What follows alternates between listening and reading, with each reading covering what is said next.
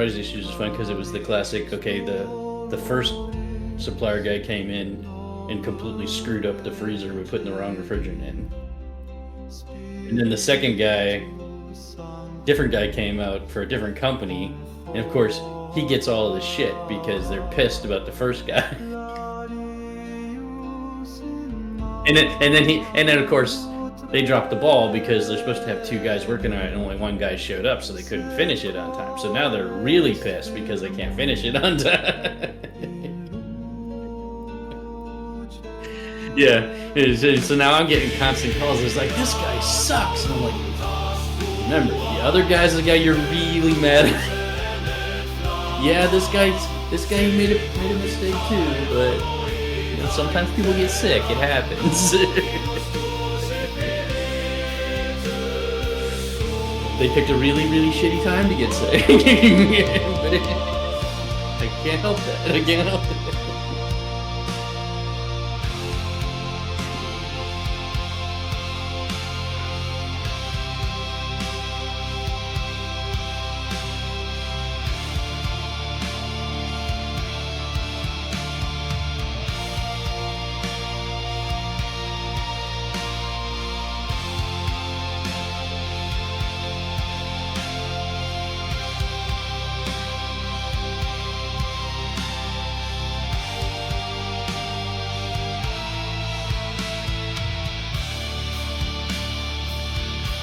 And of course, you do it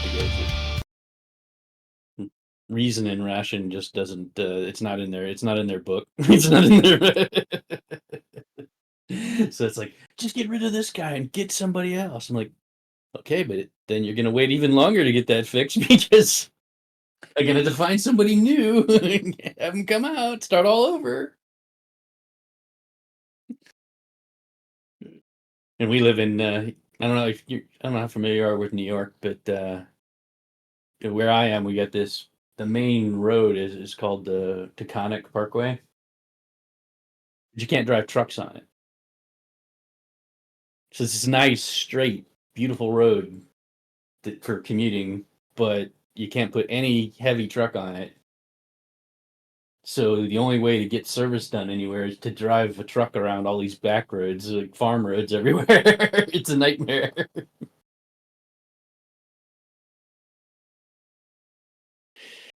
I have no idea what they were thinking.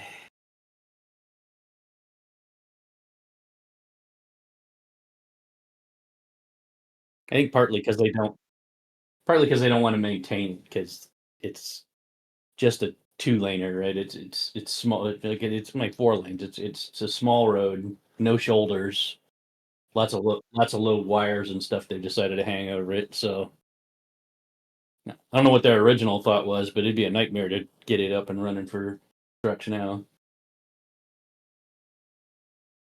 Probably. Probably designed by the Canadians.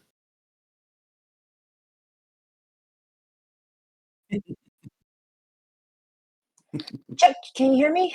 Yeah, we can. Right. It's interesting on the stream. No music is playing, but the only thing I can hear is Oh, we have a stream. all I hear is Corbin.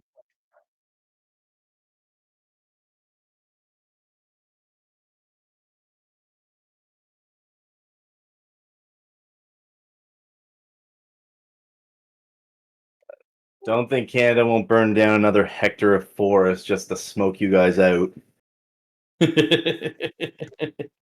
Don't make us burn our country down. Don't tempt us.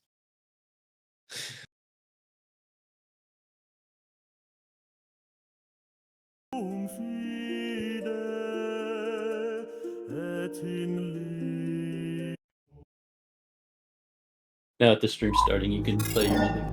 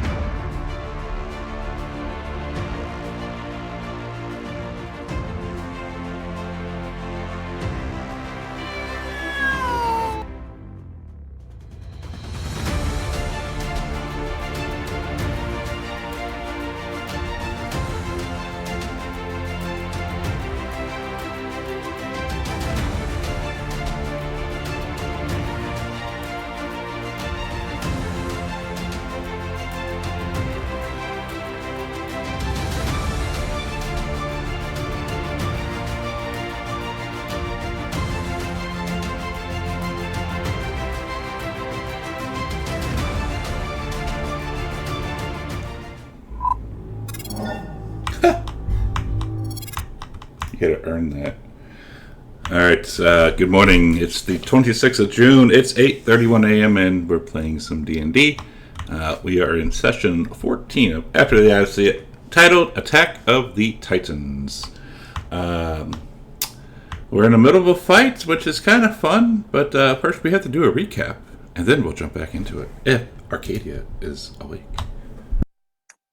Good morning, everyone. Streaming to you live from Indianapolis, Indiana, where I'm actually an hour ahead, which doesn't necessarily mean I got more sleep. So we begin the session on our 20th day reunited. We are in the middle of fighting Spike, the armored Tarask. Spike has Aziz in his mouth, and before Arcadia can cast freedom of movement on him, Spike chomps down hard on him, taking him down. He shakes his head like Aziz is a chew toy and launches him to the southwest. Corbalin, Tascalin, who recast Draconic Transformation on himself, Estrella, and Ametrius all examine Spike, looking for an invisible alternate Nico, when Ametrius spies a closed hatch. It is nearly impossible to open. Tascalin casts Dimension Door to go inside. He sees Alt Nico with slicked back hair and a very nice handlebar mustache in a small cockpit at the controls of something before he pops back out because there's not enough room for him. Tascalin casts Wish to gain Knock and casts it on the hatch. The hatch pops open and he sees little Scottish Nico at some kind of controls and find out that he's only doing this, making the Tarask attack so he can go home to his family. He, who we assume is Gravik, is the only one who can get all of us home, perhaps implying the other alternate party members. Ametrius tries to deceive Alt Nico into thinking he can get all of them home, and just when we think Alt Nico is convinced, he presses a button and causes Spike to make a deafening roar again, taking Aziz down for the third time just from the roars, not even counting the bite at first. Ametrius chops off Alt Nico's head. But with this last roar, Nico loses concentration and reverse gravity expires, and Spike has been floating upside down 100 feet in the air. So Estrella, Corbin, and Tascalin are flying, but Nico loses his wild shape, so he and Ametrius take major damage from falling and also from Spike landing on top of them. They are now buried 30 feet under the ground with upside-down Spike on top of them. Ametrius and Nico can only hold their breaths for 3 minutes before they will start to suffocate. So Engorgio sets a real 3-minute timer to add to the tension. Ametrius has blindsight and can see the hatch. And Corbin starts digging where he thinks it is, and Tascalin visualizes it and uses Dimension Door to teleport into the cockpit. He starts pulling levers to try to get the thing to move, but nothing happens, so he digs in the dirt to find Ametrius and Nico. He sees a little hole, reaches through it, and touches Ametrius, and uses Dimension Door to pop them out. The party sees them materialize, and Tascalin is holding on to Ametrius's member. Ametrius, grateful, ignores this. Corbin gets to Nico and sees him chilling. Being a dwarf, Nico is quite comfortable underground and gets out with no problem. Corbin drags Alt Nico's body out, but doesn't find anything on it. Ametrius uses a shovel to get to the cockpit, casts Comprehend Languages on himself so he can decipher the controls, and tries to get Spike to move, but nothing happens. There is damage from it falling. He wants to completely destroy it if they can't fix it. While all of this was happening, Arcadia heals Aziz. She gathers Nyx and puts her in her bag of holding because she was destroyed. And Arcadia says, I want to get to Themis. The lightning is approaching them. And when she says that, it starts to rain. Demetrius wants to secure the situation first, and he suggests Corbin get the Dragon Lords to use their dragons to either drag Spike somewhere safe or destroy him. And when Arcadia says, we need to get to Themis, lightning crackles. We want more information, so Tascalin uses the Staff of the White Necromancer to cast Speak with Dead on Alt Nico's head.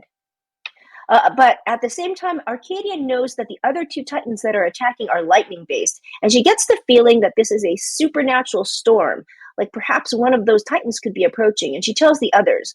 And Demetrius points out that the snow is supernatural as well. We can ask Alt Nico 5 questions, but if he sees us as hostile or an enemy, he doesn't have to answer truthfully. Tascalin asks him what are the other Titans, and he says a dragon, a storm, a Sidon Titan-looking thing, and a dragon. Big dragon with no wings. And that's new information because what Versi had only mentioned one dragon. She did mention another creature, but a big dragon with no wings. Demetrius asks where Gravik is, and he says he's in his temple. And then we ask where his temple is located, but there are many of them. Arcadia asks if a Titan is coming here, but Alt Nico does not know. And then Demetrius finally asks, what else other than the Titans is Gravik planning? And Alt Nico says, to kill you all. The head goes limp. Tascalin puts it on Alt Nico's chest and casts Spare the Dying on it with the staff. When Demetrius asks him why, he argues that Alt Nico was coerced by Gravik into doing what he did to be reunited with his family. And I point out that our Nico has Alt Nico's family, but Alt Nico doesn't know that. We go back to Mitros. Everyone starts to fly back, but Aziz is in zero condition to fly anybody back. Tascalin puts Alt Nico's body on him and walks back with him. On the way, he feeds him 5 potions of healing, which helps only a little bit. And when he's asked if he wants more, Aziz tells him what gold would really make him feel good. So Tascalin gives him 60 gold pieces, which he puts in his mouth. As we fly into Mitros, we see all hell breaking loose. There are scores of people evacuating, but we also see different parts of the city are on fire and people are running around stealing. Demetrius finds a guard in charge who happens to be the guard who Demetrius previously gave orders to evacuate the city. He informs them we defeated the Titan and that Mitros is safe, and tells him he can stop the evacuation and to get the riots under control. The guard asks him why doesn't he use spike for meat, but Demetrius says it's too dangerous. Asks him if there are any other problems that Mitro has. The guard mentions that the rain is new. The guard asks where the queen is, and Demetrius was hoping the guard would know that, but he doesn't. Nico, when he says, well, the queen abandoned them, Demetrius comes to her defense and says, we don't know what she's doing. She might as well be trying to save the city in her own way. Let's assume the best. The Dragon Lords are flying around helping people evacuate, and Corbin finds his second in command. He tells him to call off the evacuation and take care of the carcass of the Tarask. The guard asks about its meat. Maybe they can just cut it up, and Corbin says that's fine as long as it's destroyed, and tells him, away, I need a break. I just beat a Tarask, practically by myself. He sits down and rests.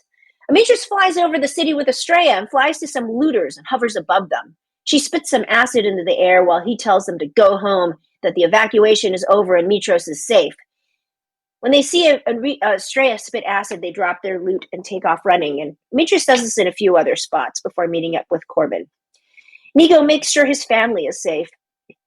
Arcadia is frantic to go to Themis, her home, and she continues to look at the storm to see if she thinks that one of the other Titans is coming, but it doesn't appear so.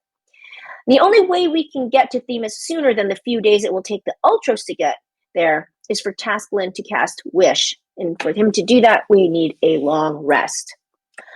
Arcadia looks for a scroll of teleport, but does not find one, so she prays to Kentamane and tells him his daughters are in danger and the party needs to get to Themis, and she asks for his blessing. She doesn't feel any response, so I, the player, redeem a cheater in the chat, immediate long rest. The Ultros has docked. Demetrius lands there and Verena is calmly barking orders. When he updates her, she doubts him when he tells her, we beat a Tarask. But he sees Harold the Herald writing down notes. And after Demetrius finishes spinning a tale about the mighty battle of the heroes together against the armored Tarask, Percolus comes up and has a worried look in her eyes. And if you remember, Percolus was the young bully, a young girl who grew up with Tascalin and would bully him. But in the past sessions, we find out that she really has a crush on him.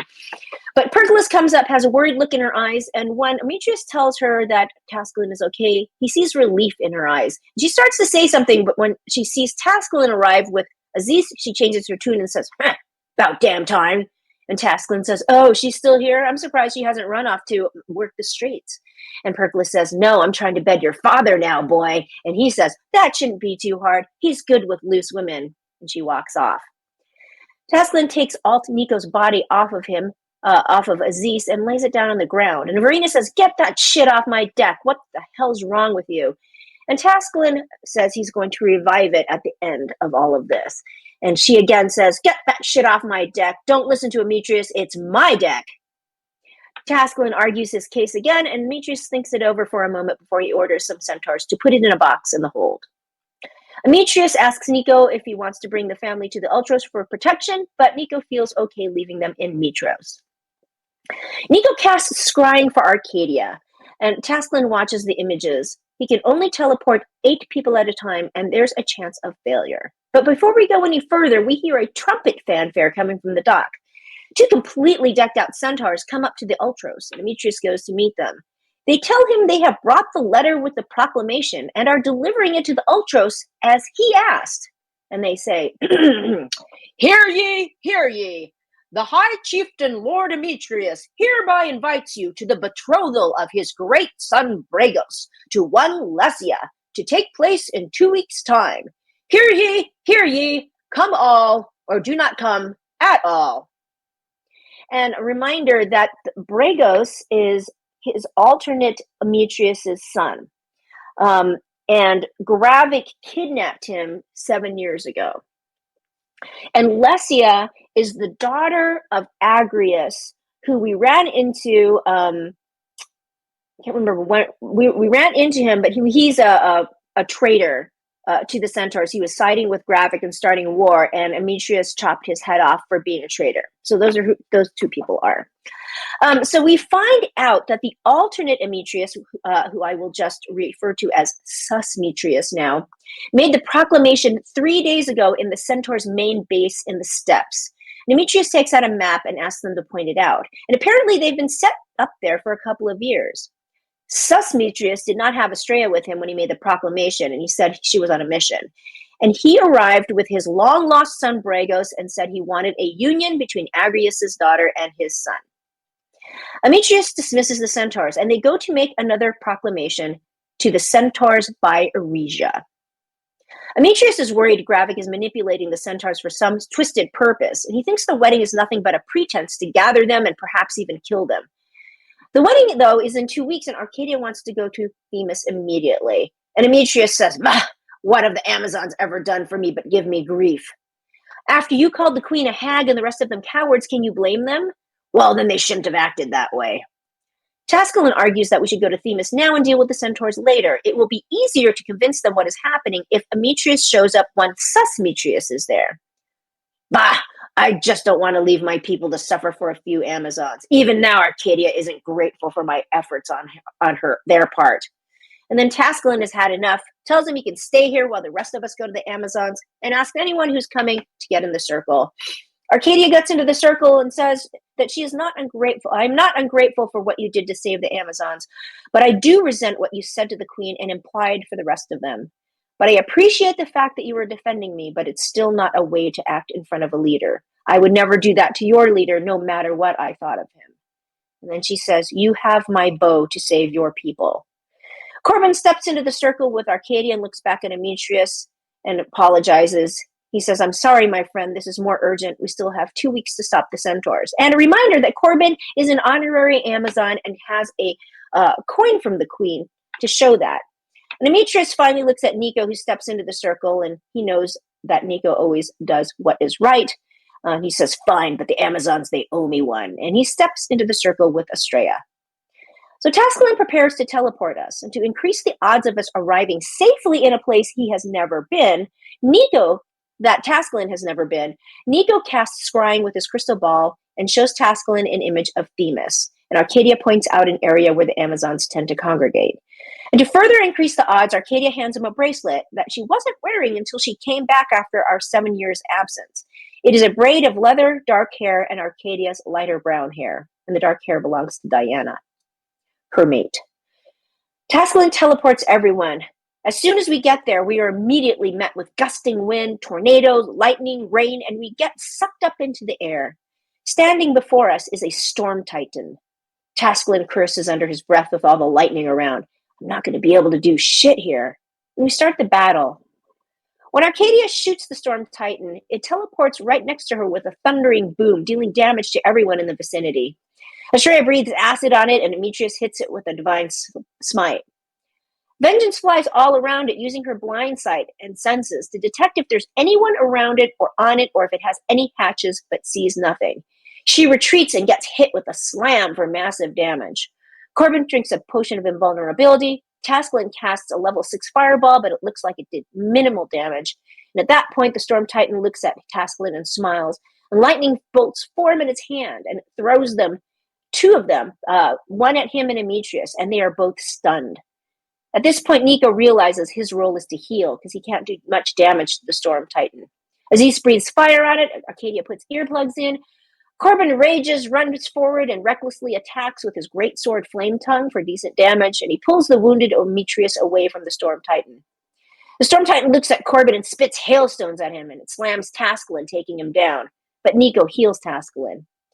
Arcadia has a feeling if she hits it, it's going to teleport near her again. So the first thing she does is move further back so it won't teleport near other people before she tries to hit it. Sure enough, when she does, it teleports right next to her, wounding her, and her earplugs don't help. We realize the creature is an elemental. And after Demetrius crits it, it takes a knee and a bright glow starts emanating from it. We've seen the glowing happen before with Kentamine, and we feel like it is charging something. Tascalin gets up and sees that the Titan is charging up. He doesn't feel like it's manipulating the weave or anything, so he activates his elemental affinity for lightning so he'll have resistance to it.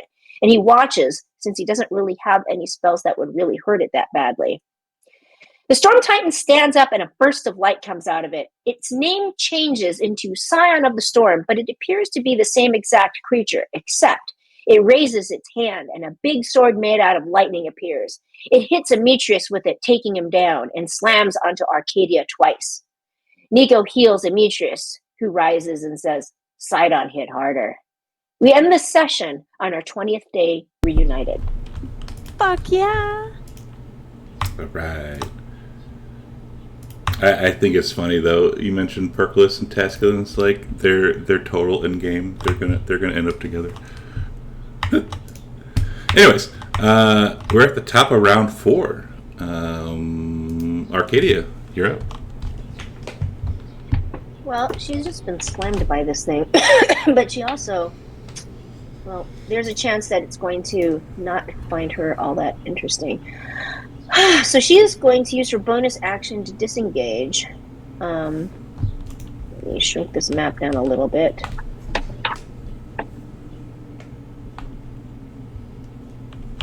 That's a cool map. That's a pretty cool map.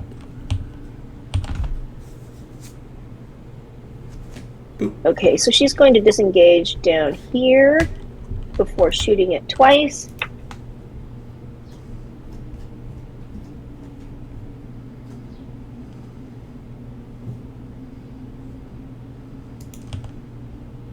Okay, here we go. Don't forget sneak attack. Good. Yeah, that's not going to help. And that's a goat.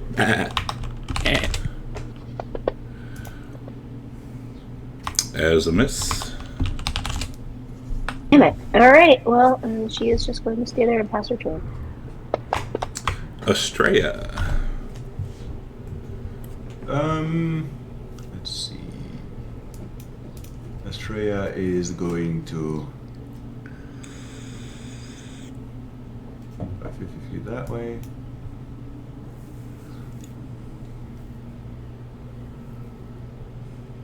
Feet, and then she is going to take the dodge action.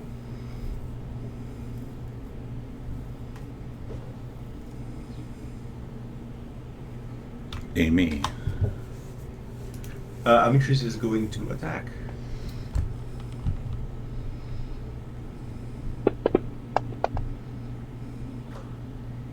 Oh, you're still prone. Hang on. Either way, that would still be a miss. Hang on, let me.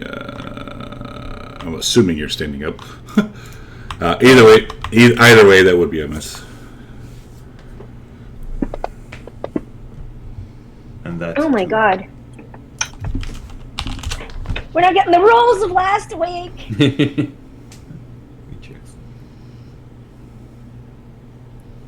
And I believe you used that plus 10 ability already. Yeah, I'm going to cast the bonus action. Field of Faith for myself.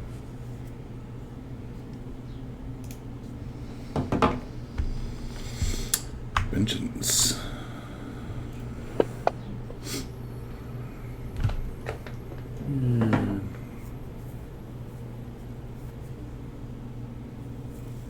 Vengeance will just back off a little bit.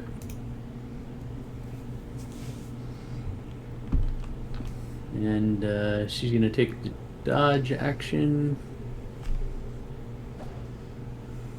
but she will also look around, see if she sees anything hiding in the clouds anywhere.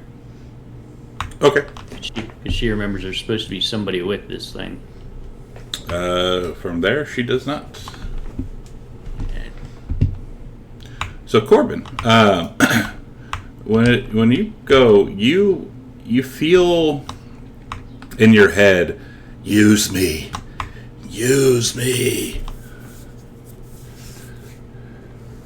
and you ascertain that that is coming from titansbane. But it's not a favored enemy of titansbane. Well, it transformed. Maybe it is now. Alright, I will run up.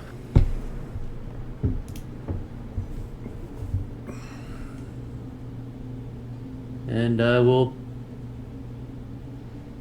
attempt to use titansbane, I suppose. To see what will happen. Is it just... Oh, I'm going to recklessly attack here. Hold on a minute.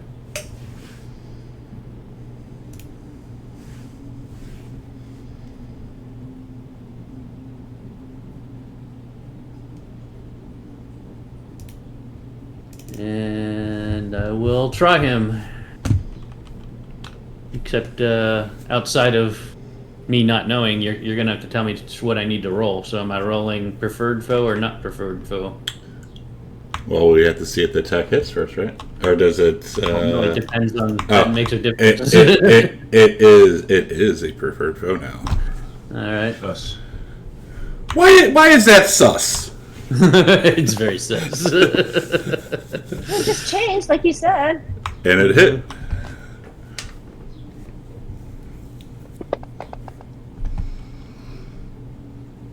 Nice. Thanks for grabbing its attention. Yeah. Ooh. And because I see that he prefers now to fight this guy, I'm gonna try one with greater weapon mastery.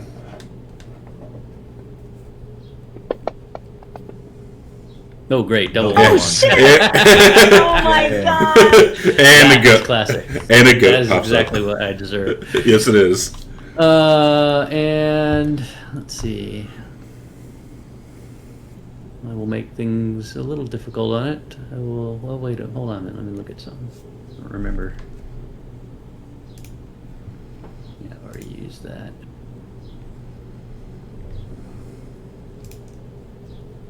Yeah, I will back off.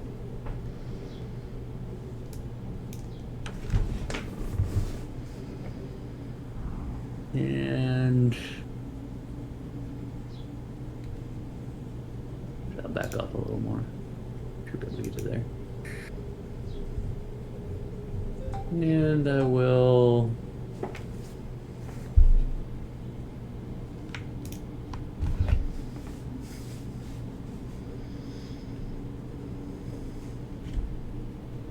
I'll use my second wind to heal myself.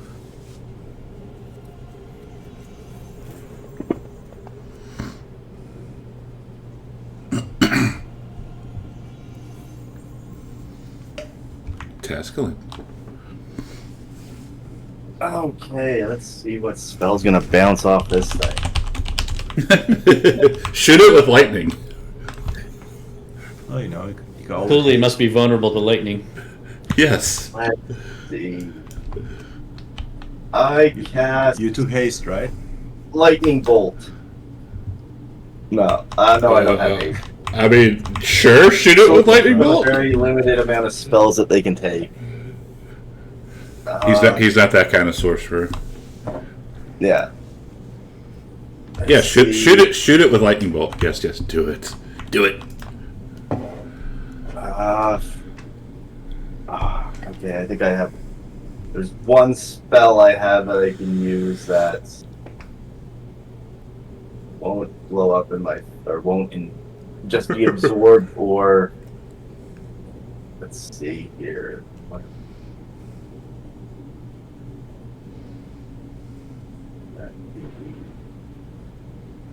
bolts.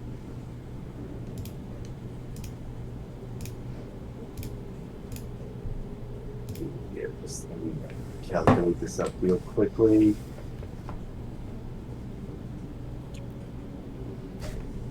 Cue the Jeopardy theme song.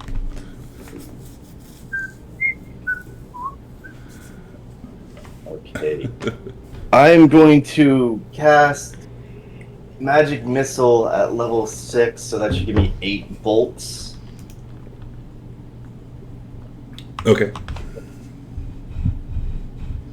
So 1.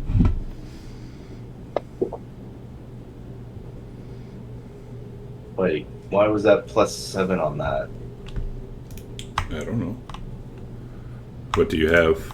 Do you have something sussy? It's your elemental affinity. It's Oh, yeah, that should only work Just- for lightning spells. yeah, that coding doesn't work that way. I have no idea how to code it. So what should it be? Plus what? 2?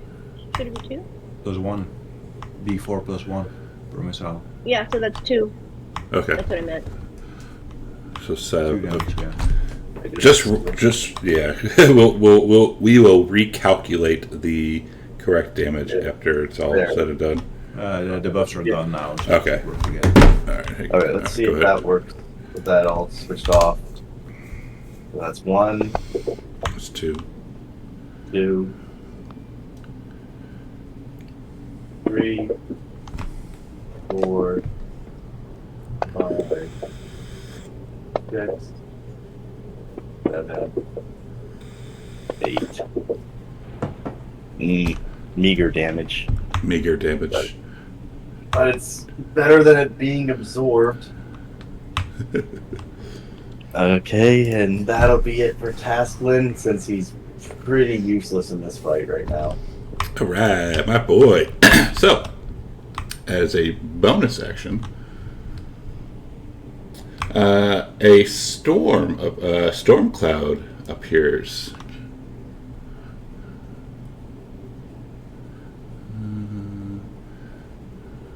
And we'll put it right there. Narrowly missing scuff. Is it a spell? Nope. Damn it. 2. Oops, Corbin. Bam. Bam. Bam. The cloud Wait, is. how did you describe this? This is a storm cloud? This is a storm cloud. It is 30. It's 30 feet in diameter and about 30 feet tall. The cloud's area is heavily obscured, so if you're inside it, you are heavily obscured and can't really see shit. And as this happens, so Corbin and Ametris, this will be a dexterity save. If you want to use your inspiration, hit it now. Is it a spell? It is not a spell. As you're being shot with lightning bolts.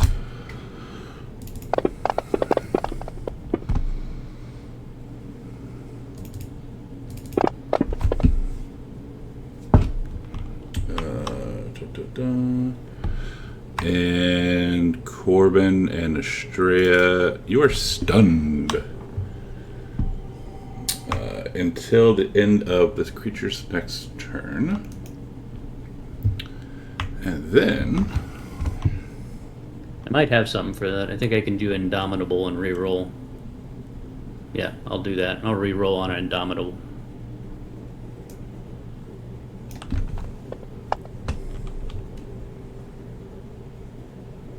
uh, 4 and a 3. Jesus, it's worse than last time. Yeah. So, never mind. Still fail. And then dun, dun, dun.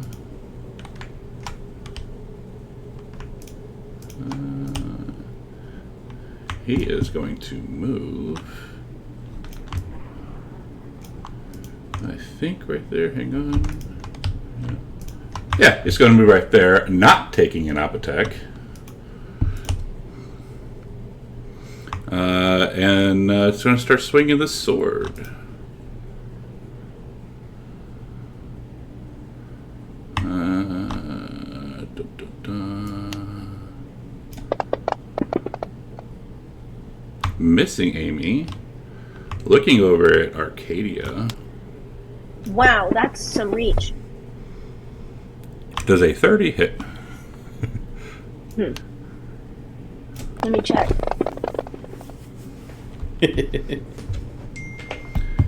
Dealing massive amounts of You see, damage. Arcadia's hair is like standing straight up. She looks like the. A troll doll. Yeah, like a troll doll. Is that what you said? Yeah.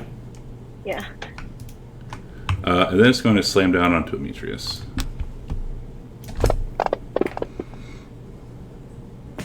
Also missing. And that is all it's trying to do. Nico. Let's see how fast he's. Its movement was like 30 feet, right? He is going to. Readying himself to save Arcadia when she eventually goes down. He is going to cast. Fairy Fire onto the Cyan. And that is a success. Yeah. Alright. And that is his turn for now.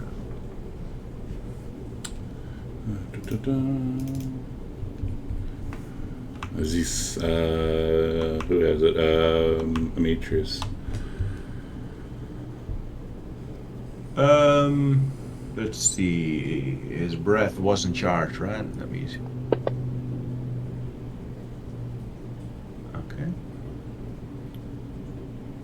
Okay. Aziz is going to fly next to Arcadia and take the dodge action. See if I can put that. No. I don't have a sheet, so I can't do the dodge. Oh yeah, there we go.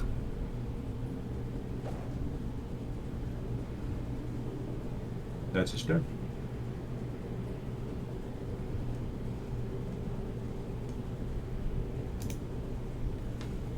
Arcadia.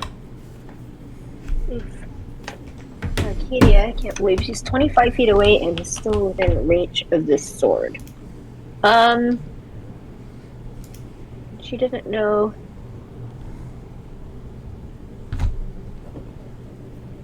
She's going to she doesn't want to move closer to the other people because she doesn't want to endanger them. She sees Nico and Aziz there, and she's like, well, fuck it. She's just going to attack it. She's going to actually cry her Amazon battle cry and see what happens. She has a feeling. She sees Corbin attacking with Titan's Bane, and she gets an idea. She sees Corbin completely. She does not see Corbin, actually, because he's stunned in that cloud. Oh, she saw it originally. Sure. Yeah, that's what I meant. Oh, before the cloud. Okay. Pull it out before the cloud appeared. And so she's going to. I'm going to mark off one of those, and then she'll attack with her 2 remaining attacks. Oh, interesting. Hit. What is interesting? It hit, but she didn't get any advantage because she thought. Interesting. It's a Titan. Because she knows that. Like a giant or something. Yeah, maybe it's a giant. All right. Well, that sucks. Right, but she hits. That's good. And but there's nothing. Just because it's within range doesn't mean it has sneak attack. Because right. Okay. So I'm just gonna have to do.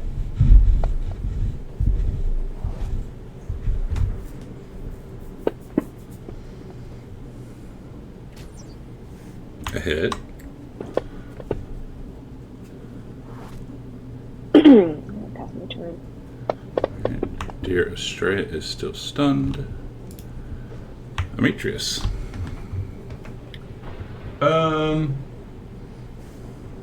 Alicia is going to run down here. and give them the benefit of the aura. Then he is going to attack.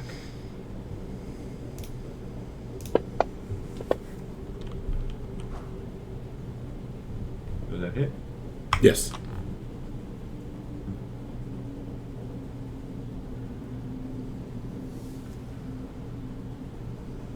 And as its reaction, misses. Yeah. Man, one more level, that would be great. Man. Not an automatic crit.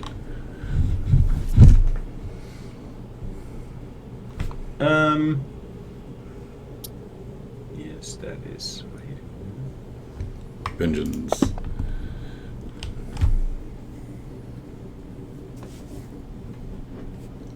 Let's see, she got 80. She will lie down to the ground looking for Corbin, but also looking for anything else she might see in the clouds.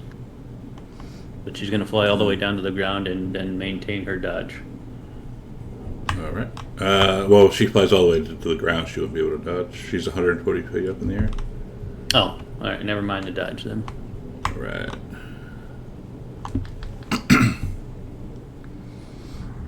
Corbin's still stunned. Tescalin.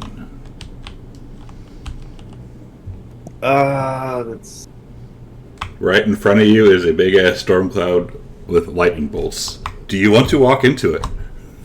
no. Oh. And he'll send some more magic missiles. Cast at level 5. That would be just 7 this time.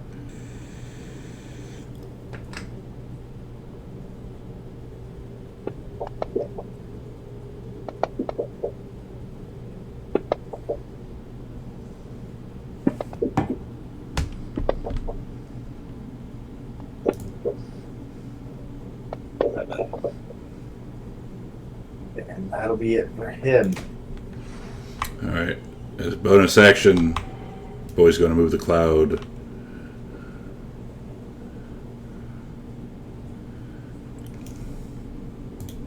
Bam. Oh no! Oops. You see Corbin's magnificent oiled body glistening in the rain. All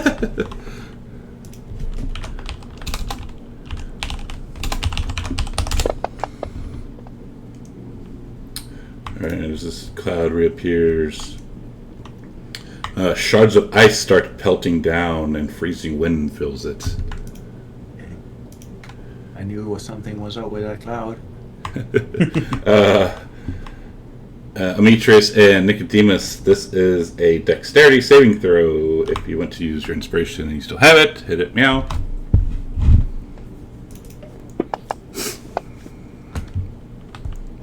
Oh boy.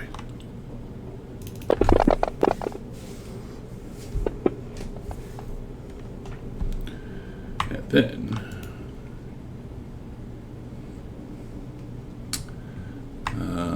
we're going to boop onto Ametris and miss.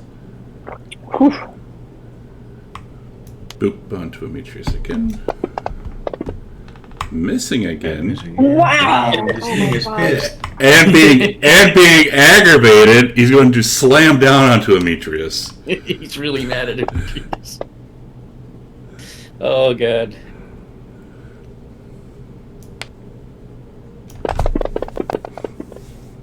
Oh, that is great damage. As people, you could hear Ametris kind of scream, and then his scream go away. Is it like the Wilhelm scream? Yes.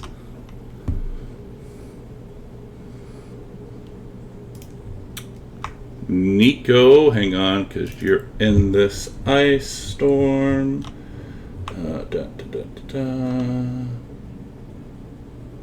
Oh, be hindered by ice formations for 1 minute.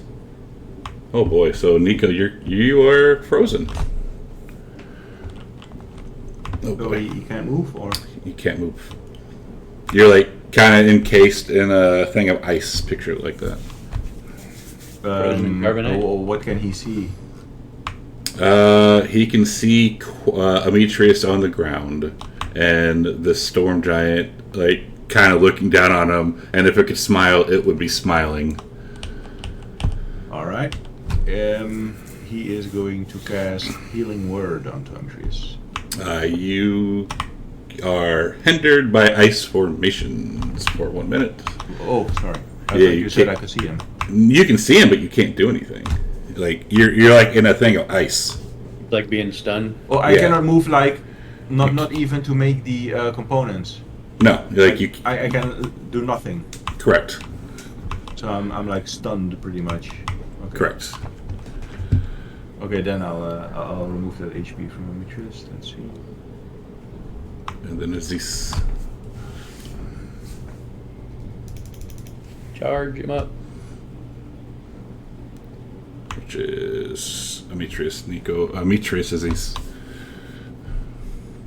Oh, sorry. Yeah, I keep forgetting that. Does he charge? Oh, Yes! he does! Let's see. He is going to. Does he get a feeling if he can he melt? Oh, he can't even see in there. You can't see in there. And if he were to fly in there, he would have to make that save also. Yeah, he would get frozen. He is going to breathe fire onto the cyan. All right. That was a That is a success. success. It should automatically half it. Yeah. Yep. Does that deal any damage at all? You could. He sees that it takes some damage. Okay, but not all of it, Not all of it. because it's seen that before. Okay. Correct. Then he is going to.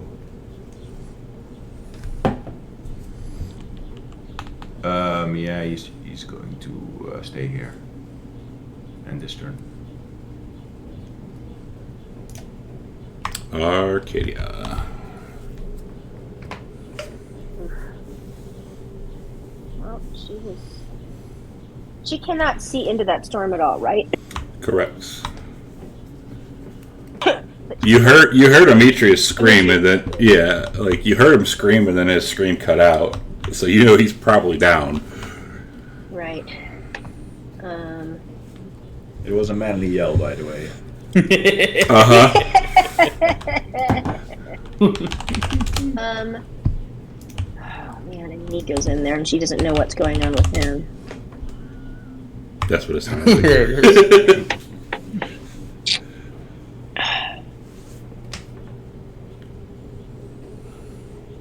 She is going to.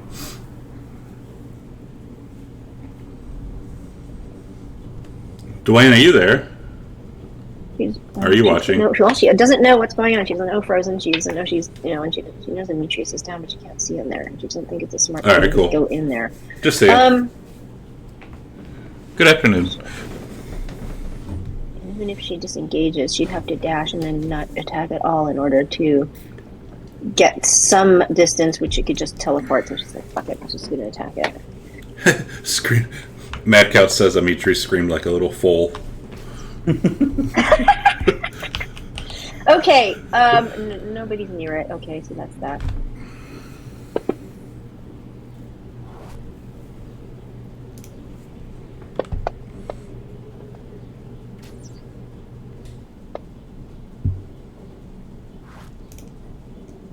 Watch. If I try this, it's going to be just like what happened with Corbin. But I'm going to try it. Oh, you almost hit a crit too, and that is a hit. Great damage. Oh, thank like, at least that was... Alright, and she passes her turn. Took special aim at it. Estrella.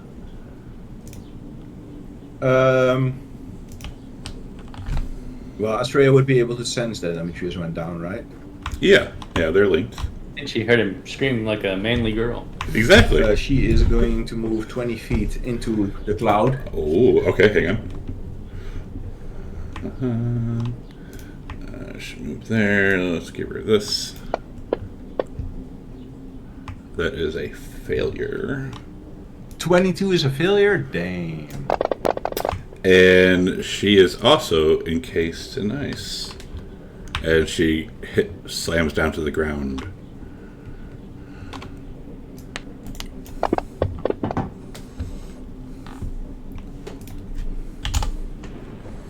Demetrius, a death save in the tower, please. Yep. Thank you.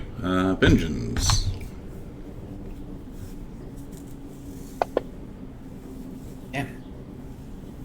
Is Corbin still stunned? He is not.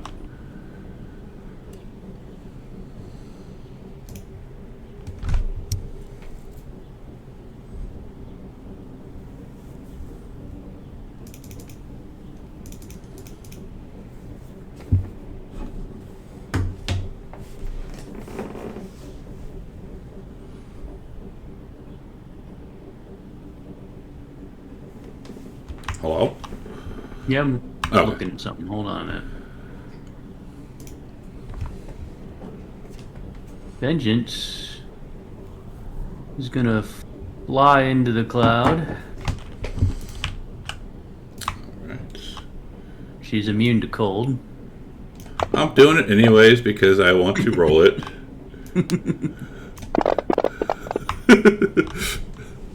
Okay. Does she take the damage? No. No, she's immune to cold, so it doesn't matter. So that was 45. Okay. Yep. And she will try to free Estrella from the cold. Alright. You shake her, just grab her and shake her. You start breaking ice chunks off or whatever. Yep. Alright. That would be her action to do so. Yep. And she senses that Demetrius is also down, and Nico is also encased in ice. Yep. She's moved there, and she's used her action to free Estrella. Does she think it worked? Yeah. That works. All right. She has no bonus action, so that's it for her. Well, she's got a little bit of movement left. She moved 40 there. 45. 45. All right, so she can move next to Nico next.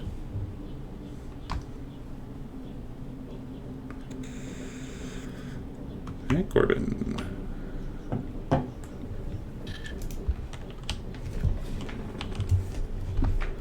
Reckless Corbin will fly over. As this giant looks at you, you can see that it just... Yep. I'm back. And he's gonna use Titan's Bane, Preferred Foe, and Greater Weapon Mastery. What the hell? I failed last time. I can't fail all the time. Hit. Is that a hit?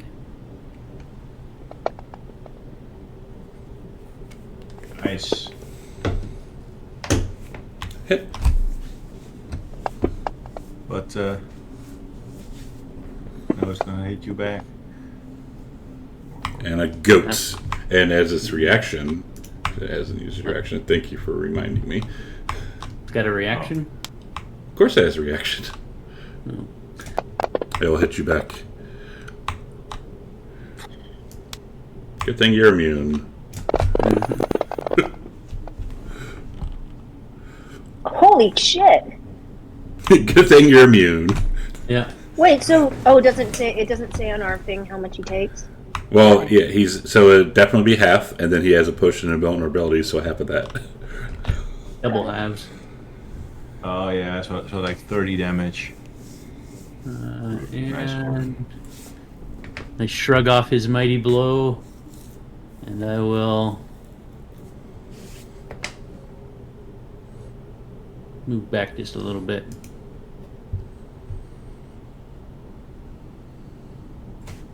Tascalin. Asplin is going to pull out his wand of magic missile, move over here, and he's going to expend every single charge, casting it at levels, basically a level 7 magic missile. Nice. Or, yeah. So, Does that so does that make the wand vulnerable to being destroyed? this by one. using Only it? if I roll a 1 on a d20, and then it crumbles. So Surely he's you going will to do that. He's going to unleash all his charges from that, so that's level 6. We have to be at level 7, so 1 or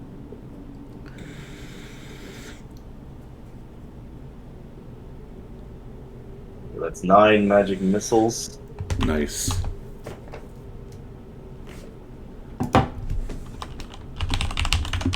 Maybe it's concentrating on that thing. Yeah, that's a good point.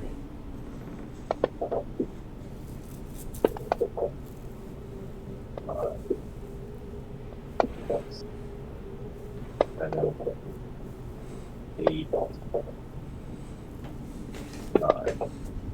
Very nice. and d20. Come on, roll a 1. No, no. Aww. Oh, it's magic. Wand of magic missile is drained. That'll be it for him. Yeah, not bad. Alright. As his bonus action, more lightning bolts start striking down. Nico, since Nico's really the only one who can do it, if you have your inspiration and you want to use it, hit it now.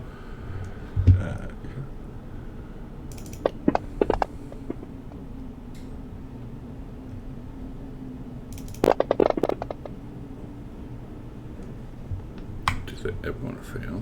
Wow. Yeah. Yeah, Benjamin just straight, and yes, they all fail. Wow.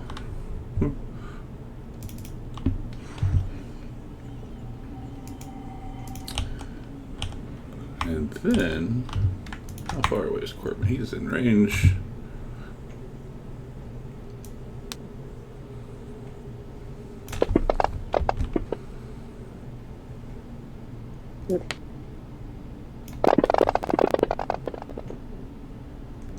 It's going to move like right there and look over at Tascalin and throw a hailstone at him. Corbin looks down at his adamantium codpiece and nods. A 35 does hit. I just wanted to make sure. Scat, this is a strength save. If you want to use your inspiration, hit it now. I'm not wasting inspiration. It's something I can't do. As you fall prone. And then it's going to slam down onto Corbin.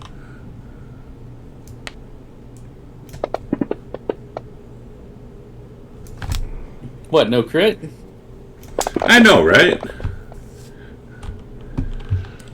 And that's all it's going to do. Nico is stunned and in ice. Aziz. Charge Okay. up. Hit him with fire again. Oh. Let's see. Aziz is going to move here. Let's see. He would get pushed because this map is a cutoff, like a hard cutoff. So he would actually get pushed into the lightning if he were to try to go there. Oh, okay. So it's like a hard wall. Yeah, a hard wall of like wind and ice and storms and all that crap. Like if he were to go into this wall, it would take a massive damage. Oh, okay. Can he like squeeze himself in this square to move, say here? Because then he doesn't have 2 squares in it, right? Yeah, that works. So he is going to try and grapple Nico with his tail. Okay, so then he would be going into the storm and he would take damage. Only the tip of his tail. He's putting his body in. Yeah, but you're putting your body into it, right? I want to try like wrapping my tail around Nico. What kind of roll do you want to make to see if you could actually do that? A grapple.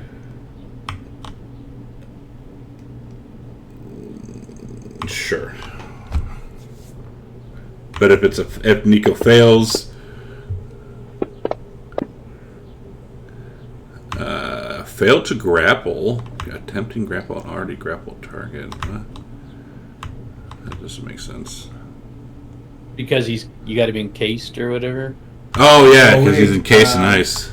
That's right. He rolled his save. I know. Yeah. No. I think indeed this is how he's not grappled. So he's not grappled. So he's stunned actually, so he can't move at all. So I think that's why it went off at first. But yeah, it didn't grapple. Of all times to roll a 20, Nico. All right. So to avoid taking damage for his Z's, high or low? High. He's going to take damage. Let me pull this boy up. Because like I figured maybe he like reached in to grapple, but like went too far ahead and like because he can't see into this thing. Well, he can sense him, but yeah, like his tail would freeze over probably, or get hit by lightning.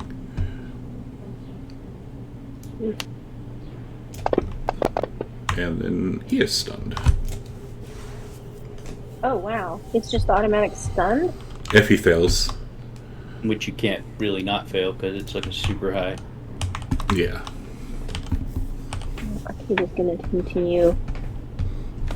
I thought I'd switched over to cold, but I see you. I guess. I see that. Medcoats. Right, she continues attacking. Which is nice because he wasn't looking too well. Hit.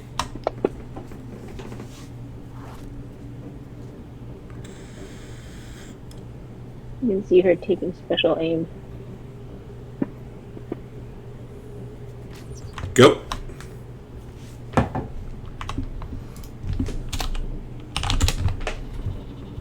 One more.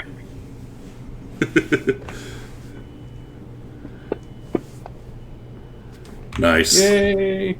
There we go. There's nobody standing next to him, right? There is not. Okay. I should remedy that because I can't get out of his range anyway, so I might as well stand next to him. Alright, and that's it. Estrella. Estrella's stunned.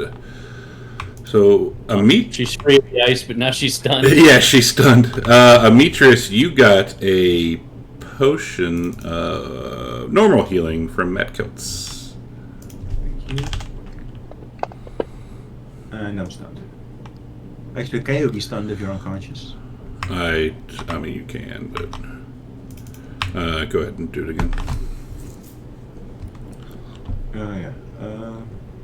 Actually, it already worked. It seems, despite. No, I did. made 1 HP. Gave you 1 HP, so you could actually roll it. There you go. You get a whole 5 more. All right, I am going to naturally get out of this cloud. Is he going to stand up first? Yeah. Crawl out. Crawl out. So that's 40 movement. Yeah. And then I'm going to attack. Yeah, I didn't do that on myself. I was just considering it. I'm going to attack. Yeah, why not? As it whips around, in size, holding its big ass sword in front of you, waiting for you to roll the damage.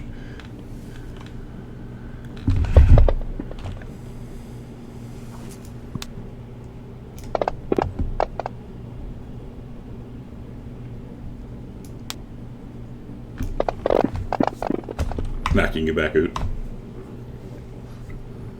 It's great damage, though, that you did. Vengeance is on still. Corbin. Alright. much damage We'll run did- up did on the he other do? side while he's back his 88, turn. bam. And I will recklessly attack again. So he popped up, did 88 points of damage, then turned around and got smacked down. I will yell at Titan's Bane. Come on, take him down!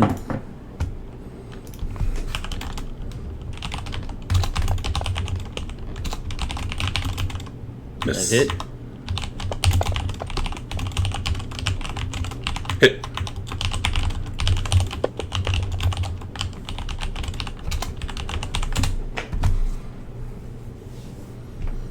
Nice. Damn it. And a goat. Almost good. Not good.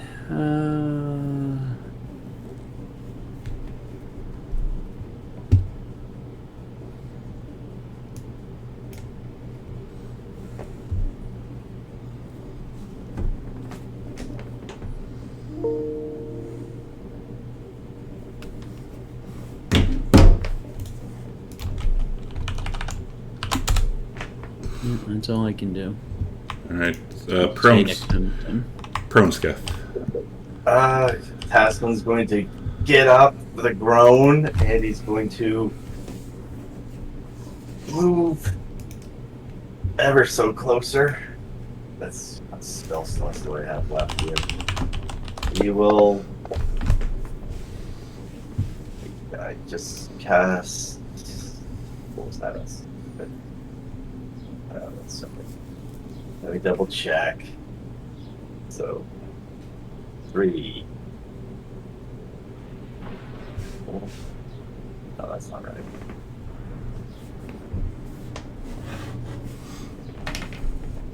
He's going to cast Magic Missile at level 5, sending. I'm glad seven- I'm glad Demetrius can't see this because he'd probably be roasting you. He'll throw 7 magic missiles at the thing, clinking the hell out of it. Nice. You see it sigh, like visibly sigh. 5. Listen, if this guy doesn't like his job, you know, he can always quit. This is what it feels like when you have a 22 and you go clinking. Okay. That's all Tasman can do. Alright, as his bonus action, he's going to move the storm.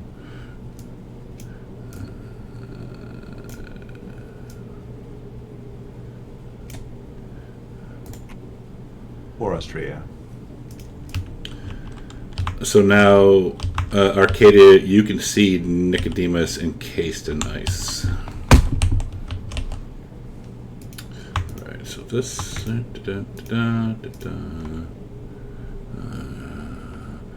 This is a con save if you have inspiration still and don't use it.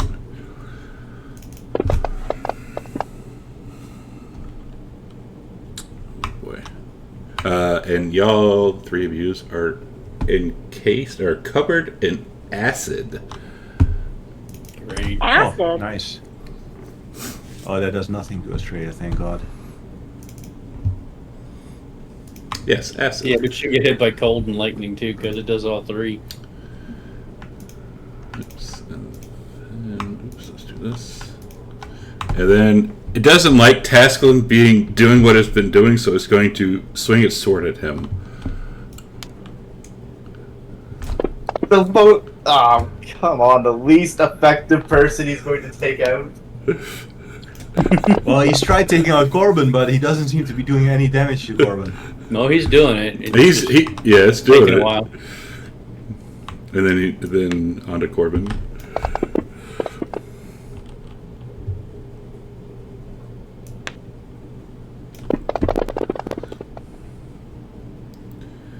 And then, for shits and giggles, we'll slam down onto Estrella. I know, right?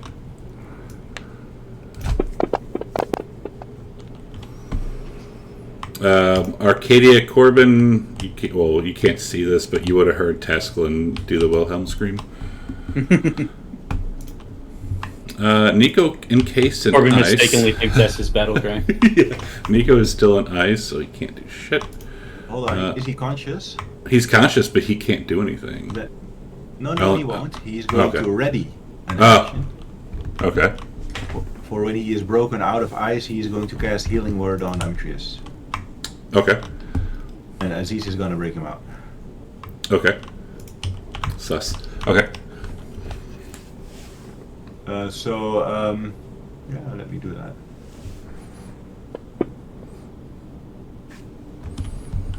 Nice. At least his turn won't be completely wasted. And then Aziz is going to move. Let's say. Did he charge? Yeah. Not that it matters. He used his action already. Alright, oops. Oops. Should have gone Arcadia first.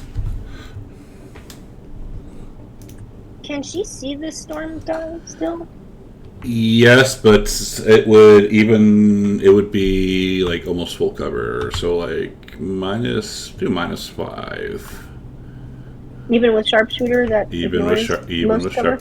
sharpshooter, -5. it says most cover. Break in probably 22 minutes.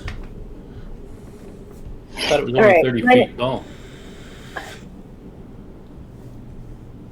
Right, if the thing is 30 feet tall, how tall is the thing? It's a -5. Just like I hate doing semantics like height and all that. Like it's Well. just Well, can't blame us for asking. true. Alright, here we go. She's not going to do sharpshooter then. Let me just double check everything's on there. This might actually kill it. Oh, almost had Hit. a crit. She's going to do sneak attack because Demetrius is next to it. Corbin too. Oh yeah. Well, she can't see Corbin anymore. What the hell?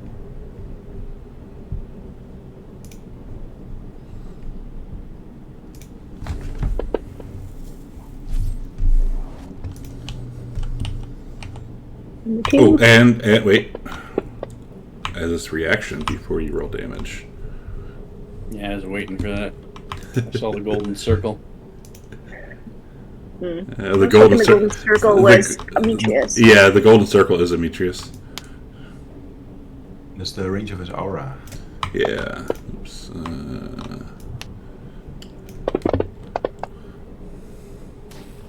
Okay, wait now. Damn. Is this is a hailstone? Is this any kind of something I could use to absorb elements on? Do we get that impression before you drop damage? Roll Arcana. Because you've seen one being thrown a couple times.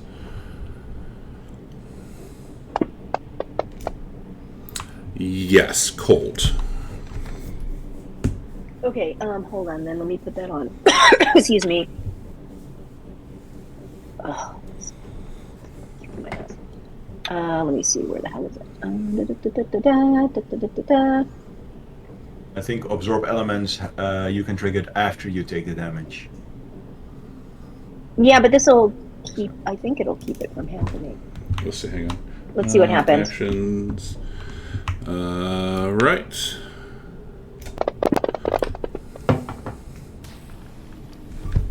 Did it anyway.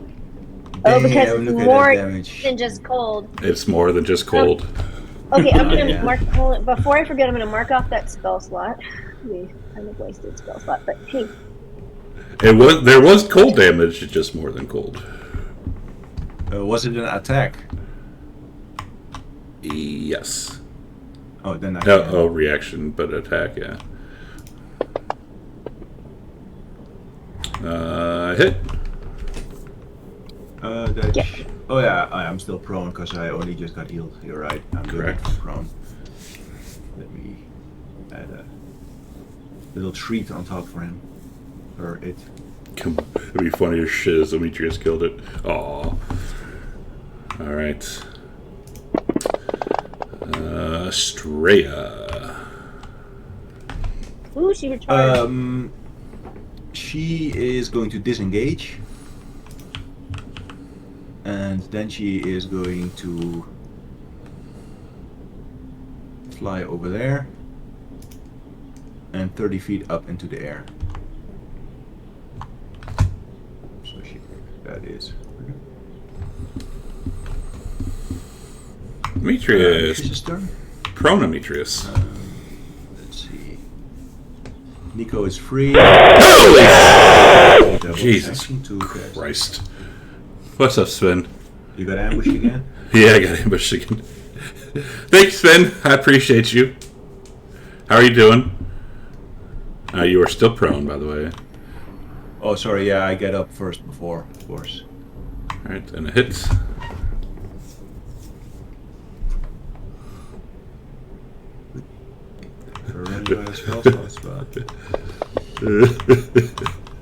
As Demetrius takes down, as Demetrius takes down another Titan. Titan Slayer. So as the Titan goes down, you see it start to revert back into a form, and it's the form of Corbin. What the fuck? Which Corbin? Alt Corbin. Big Corbin. Mini Corbin? Big Corbin. Oh, Big Corbin. And, Wait, is that also the third alt I've killed? and Yeah, I think it is. And Corbin, as it looks up at you, and it kind of gives a slight smile, and kind of it's like he's kind of like beckoning you to come close. I ignore him and I go give a potion to Tascalin Okay. from his belt. And Amisha said, "So, Corbin, not gonna try and save this one?" And then he has a point. Oh, wait, they're down. No, I'm not. Actually, I am gonna say that because Nico is gonna run over to Arcadia and heal her. You're not gonna try and save this alt version of yourself? Tokens are unlocked. So But after the I give alt- Tascalin his healing thing, I'll come back and see what me wants. And he whispers so that only you can hear us. And it's broken, and I'll just type it out. And this is all broken up, so it's like he says something and stops and says something else. I'm gonna pretend not to listen.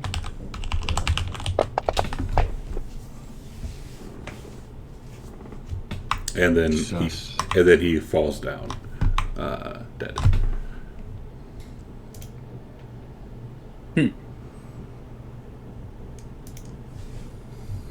And Amisha asked, "Corbin, are you gonna save this one?" Uh, Did he update the list? Let's see. I don't know if we can trust to leave them alive. Indeed, let's burn it. And as you're doing this, the storms start to dissipate, and you kind of come back down to the ground. And you are kind of like, for all intents and purposes, there are like Amazons everywhere, readying weapons. Oh, damn. Arcadia holds up her hand and says, stand down. I need more HP at once. And everybody give me a perception check. And also she looks for Diana. And also she, yeah. Hold on. Even No, past calm one is down, still Arcadia. dead? Damn. Corbin said What he do you gave you a mean, healing calm potion. down? Okay. Don't have What a do you mean, calm healing down? She potion took, code. Hank- Somebody Can somebody heal Corbin? You said he gave him a healing potion. Can you give that to him, please? To Tascalin. Yeah. anyway. Look, she just told the Amazons to stand down and she's looking for Diana. What's so crazy about that?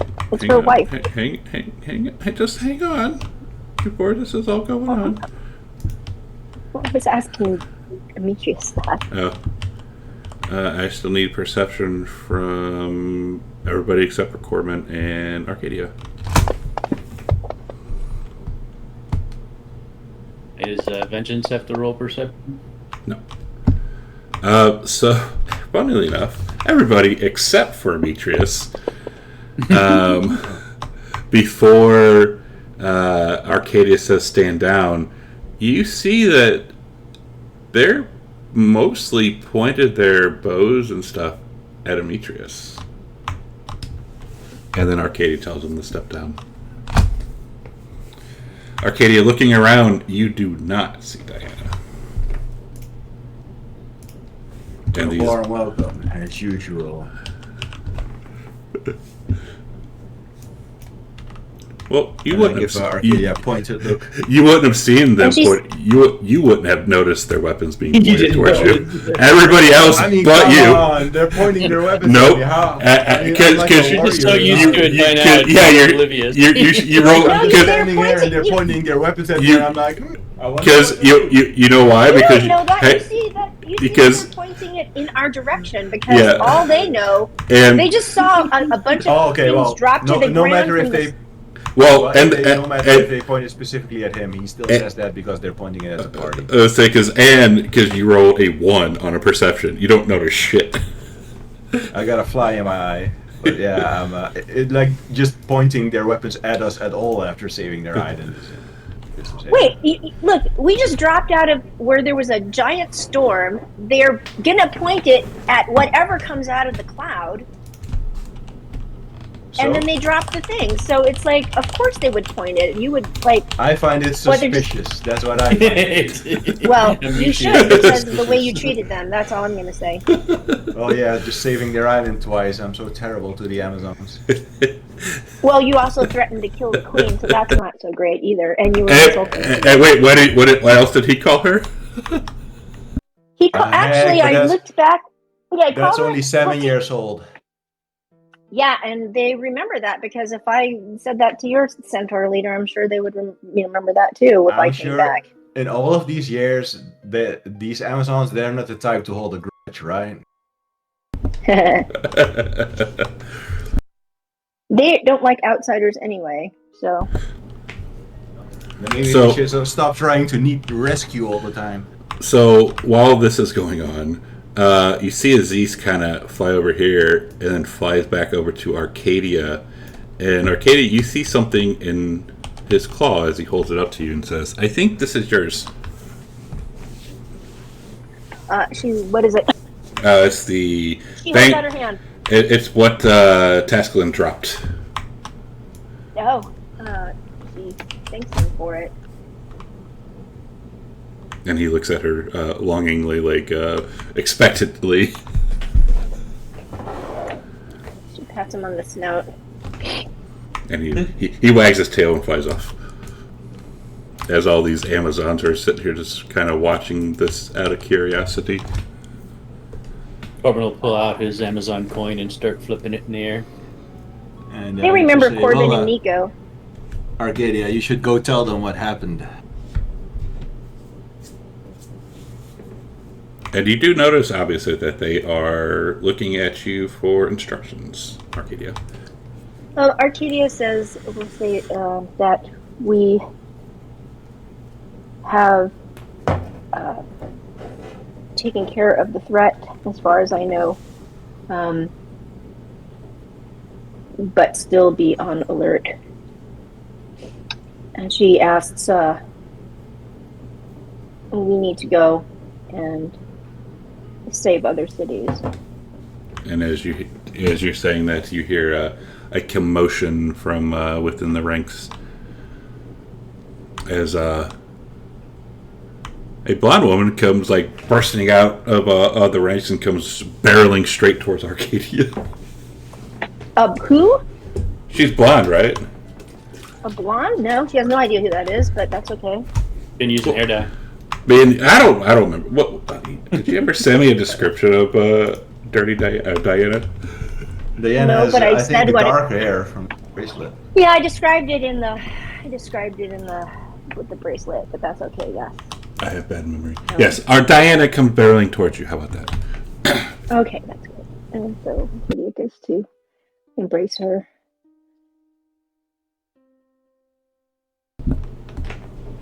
almost knocking her over. You saved us!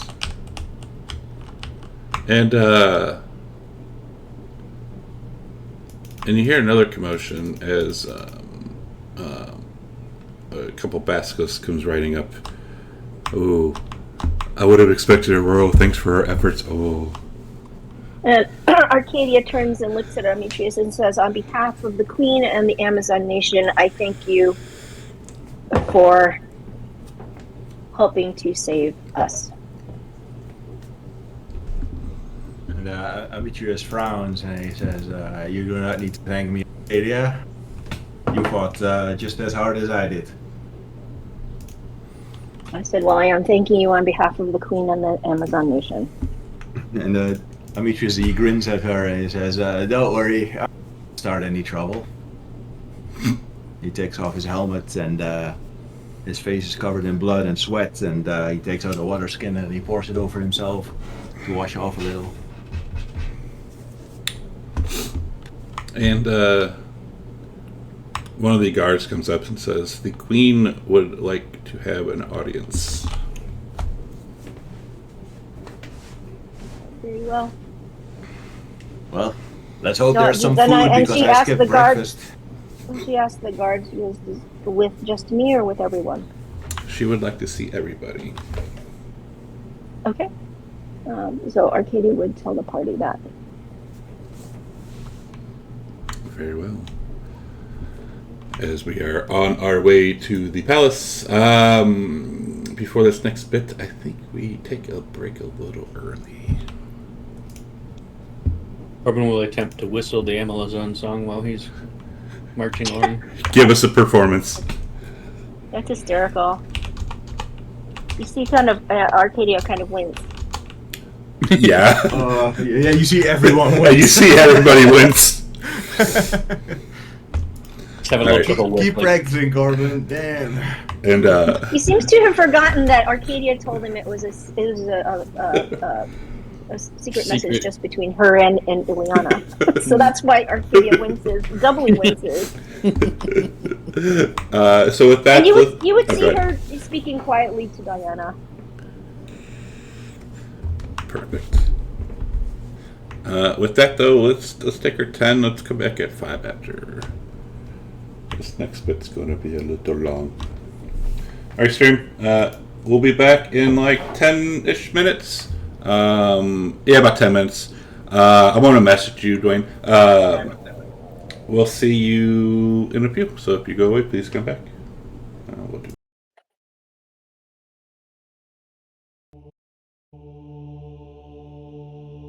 Ugh, this COVID is kicking my ass. Yeah, but people can hear me over the stream, so I'm not going to talk too much.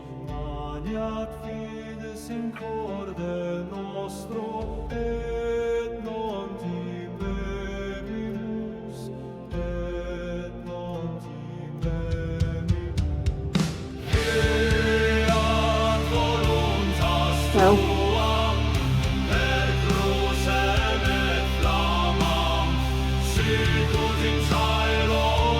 yeah, you can't hear you, but you can hear me.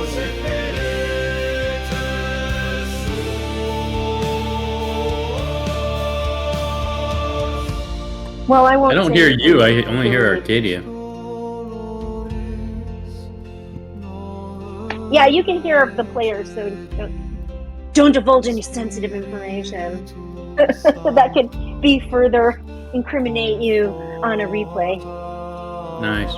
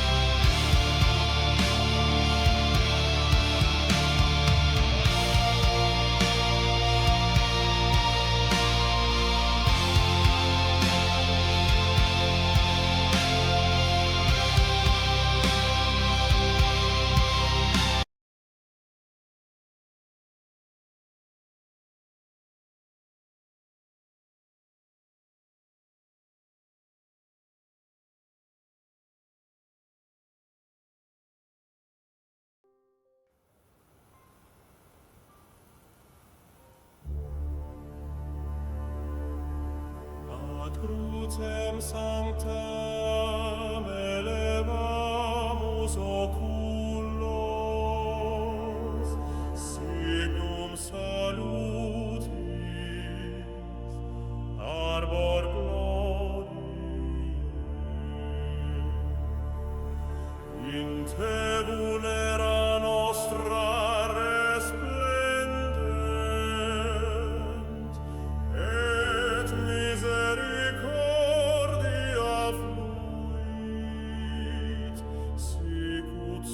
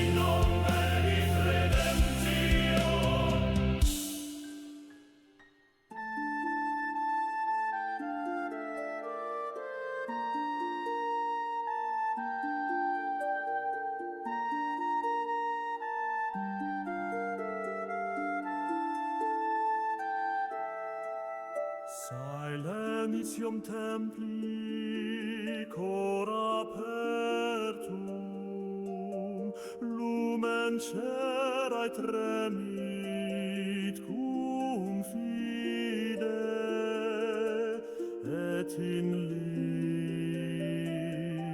ligno sacro vox Dei auditur.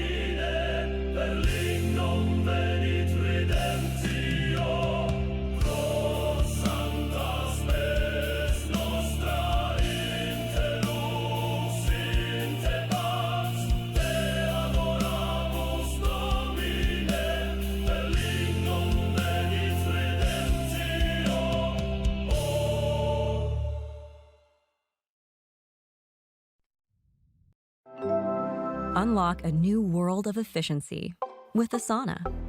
Identify blockers to keep work, projects, and goals on track. Try for free today at asana.com.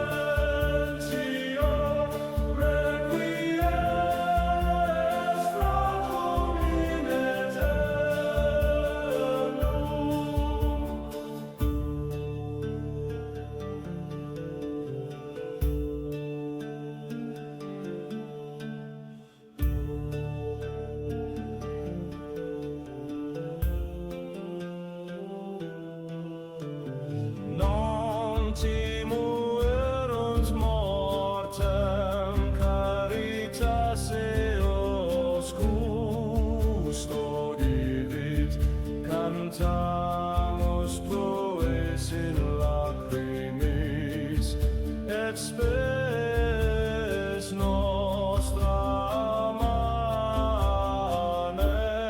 Soviot in paese tua proxeos nucat in lumen memoria manet in silencio requies fratrum in eternum.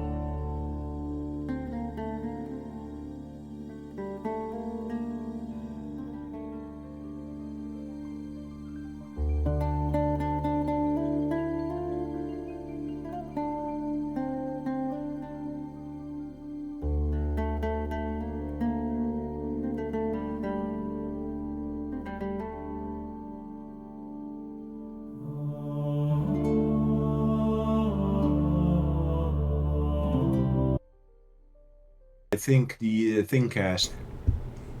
So that was not really anything to do with the storm. And we are back. Alright, so as we are... What the hell is Scuff posting? Sus. I was whistling badly. Yeah, whistling. So as you get up, start going up to the palace, you see a retinue of people standing outside, and the queen is on a basilisk. And Demetrius, your herald, appears as he starts riding next to you. I'll raise my eyebrows in surprise. He says, your many talents never fail to impress me, Harold. As does yours, my dear sir. I got new titles for you. I will regale him with the tale of the battle against the Titan, and whilst the party is in earshot, I will make sure that I mention their contributions and that they were just as important as I was, so that they can hear how that Demetrius wasn't all these years just claiming all of this stuff for himself. Fair enough. But well, the Herald takes it the way the Herald takes it, I guess. Correct. And, go ahead. Nico will heal Arcadia and Tascalin. All right. So as you are riding up to where they are, the herald rides ahead and goes up towards the queen, and he says, "May I present the noble paladin, Lord Demetrius, first of his name, Avatar of the Divine Stallion, Protector of Thylea, Kentamane's End, Bane of Sidon and Lutheria, Ruler of the Centaur, Hero of the Oracle, Master of Dragons, Winner of the Great Games, Savior of the Amazons."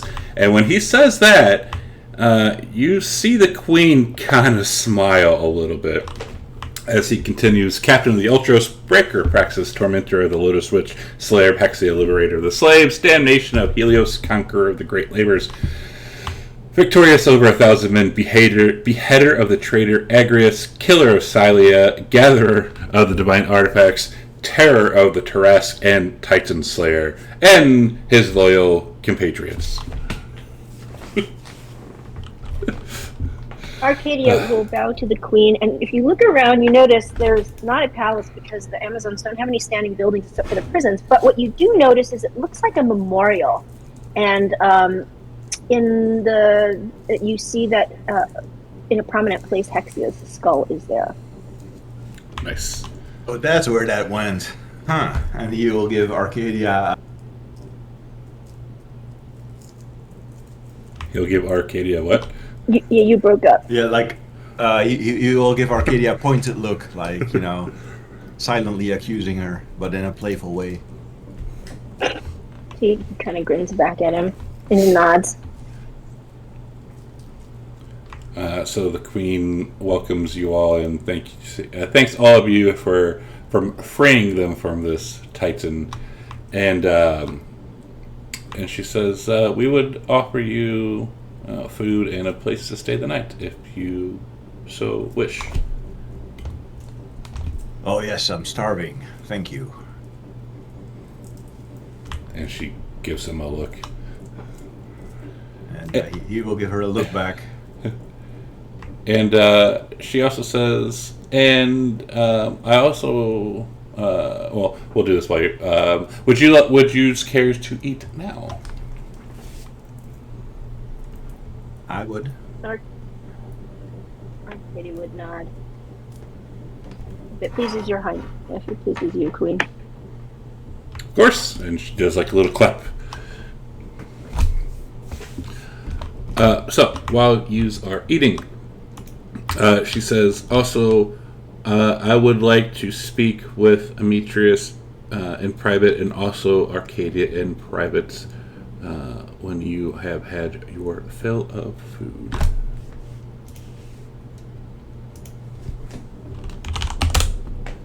Like she wants to talk to each of you separately, but in private. Oh, separately. Okay.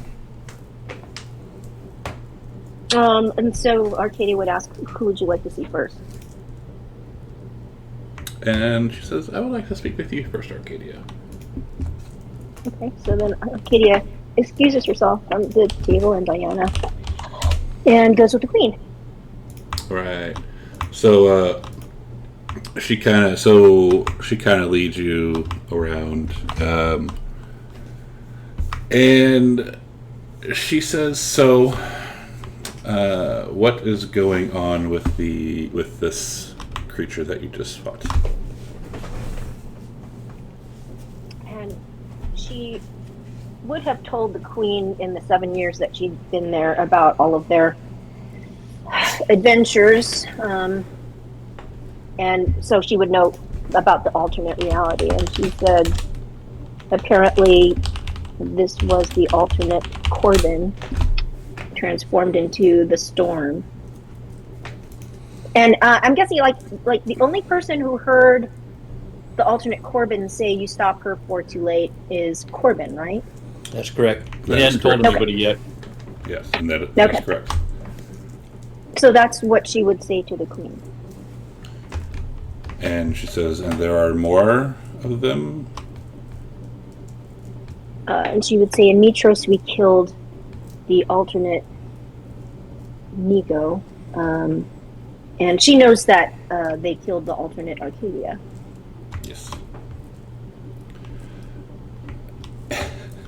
And she says, and she thinks for a moment, and she pulls out this an arrow, and it looks like just a normal arrow.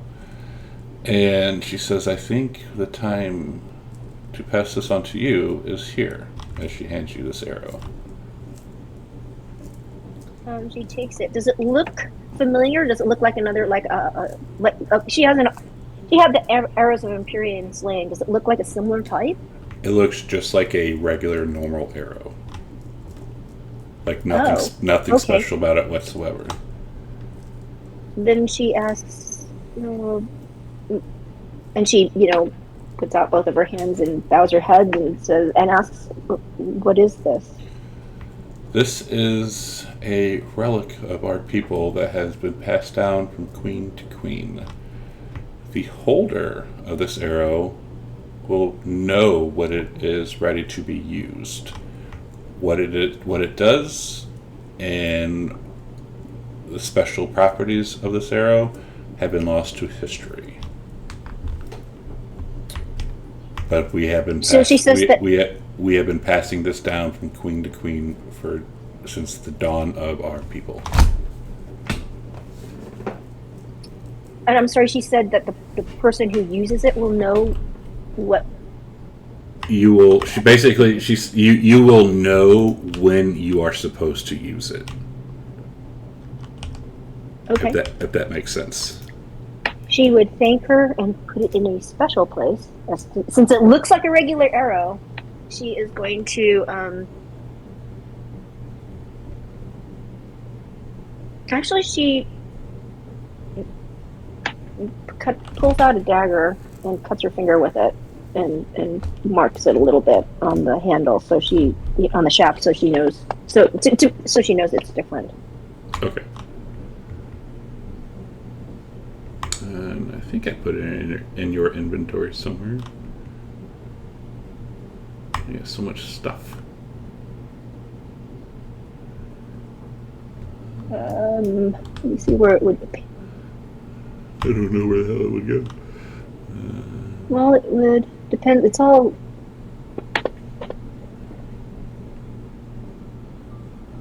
Sus music. well. I can look for it later.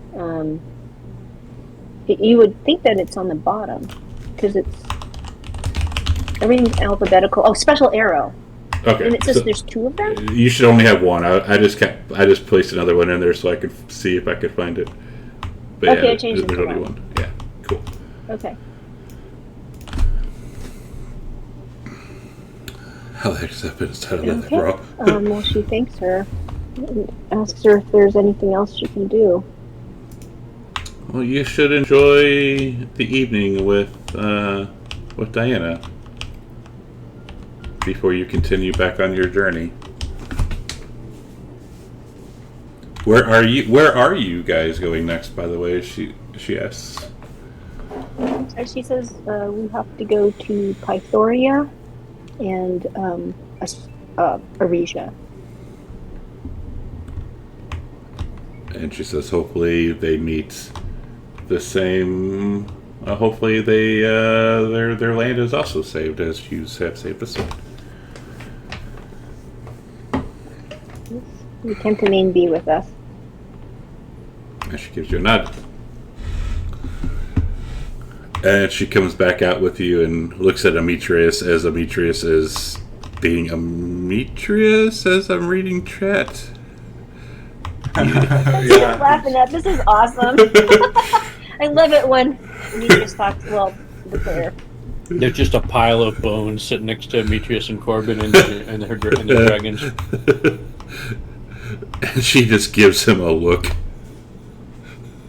And you'll bring up a linen and he will wipe the grease from like his chest plate and all around his mouth are like bits of meat and wipes them off and he picks at his teeth a bit with a small bone and then he will approach the center.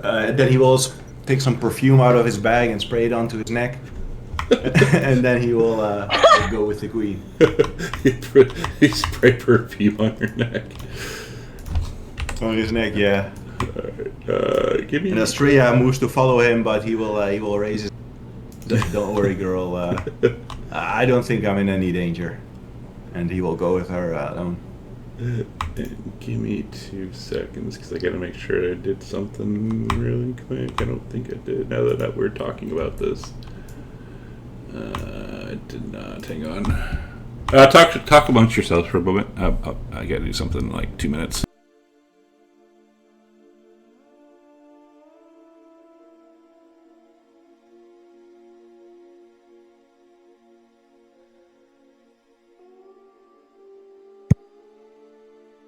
So where should we head next? Are we going to help the centaurs? Arcadia would suggest we go to Pythoria because that's where Pythor is, and she would think that would interest Corbin, and also her mother is there. And then when we get to Regia, we can just take care of everything all at once, the Titans and the Centaur issue. Though these are all very important subjects, perhaps we should be more concerned about the now, as I think Demetrius is about to start a diplomatic incident. He says he watches Demetrius spray perfume on himself. Corbin will look over confused. He seems normal to me.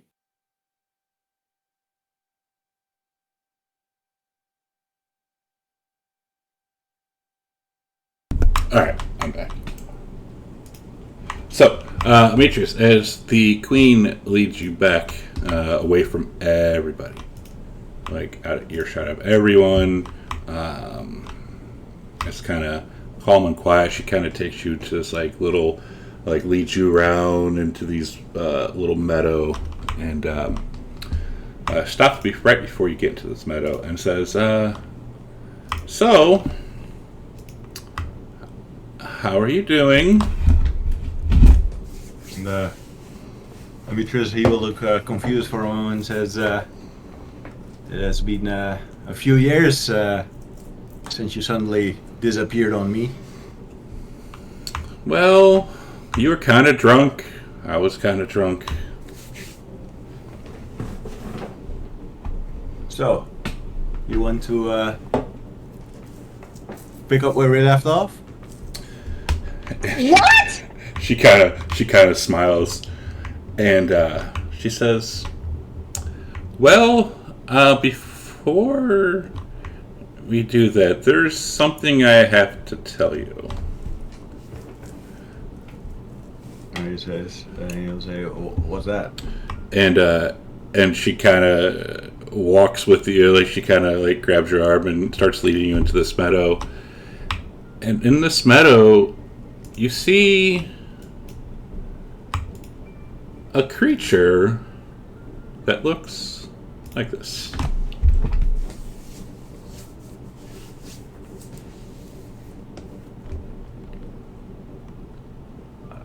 A centaur.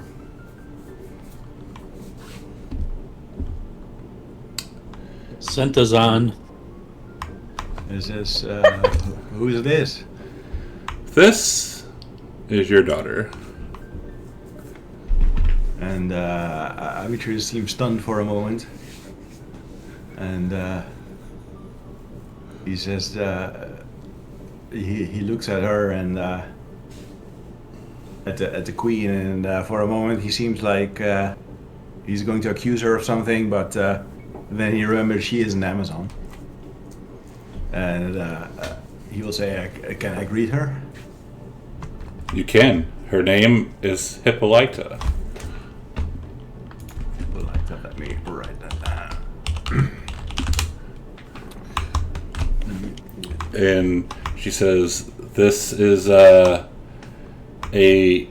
one of our closest guarded secrets. There are only two other people who know. I ask you, do not tell Arcadia, because you know how she feels about the centaurs." And he will swallow, and he says, if that is what you wish, very well, but I do not believe Arcadia would bring harm to Hippolyta personally. Oh, by I the think way, if you she's want to be gonna- real. Oh, by the way, if you want to be really specific, it's Hippolyta. Hippolyta, thank you. Hippolyta. And he will approach Hippolyta, and he will kneel before her, and he will say, "Greetings, Hippolyta. I am your father, Demetrius." And she comes galloping up to you and will stop and look over at the queen, and queen nods, and she says, "Greetings, father." Greetings, and he will inspect her as he will say, "I see that you are becoming a fine Amazon warrior." Yes, my mother, she says that I am different from all the other Amazons, and that we must let bygones be bygones, and we are stronger together than apart. She says, your mother is a wise woman. I agree with her. I think your existence will put an end to a long feud. You have an important lineage in your blood, Hippolyta." And he'll say, "Here, I have a gift for you." And he will take out a trinket. And she looks at this. What is this? And she kind of looks over it. "For me?" Yes, it's a gift for you. I got it from the the Sunken Kingdom. It's something for you to train your mind with. I think you'll like it.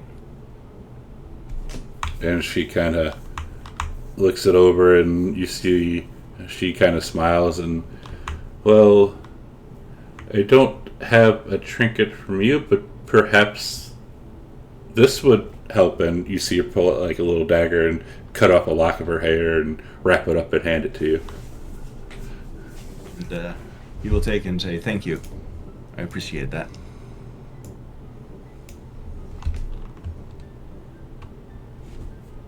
And you'll say it was very good to see you. I hope that we can meet again in the future.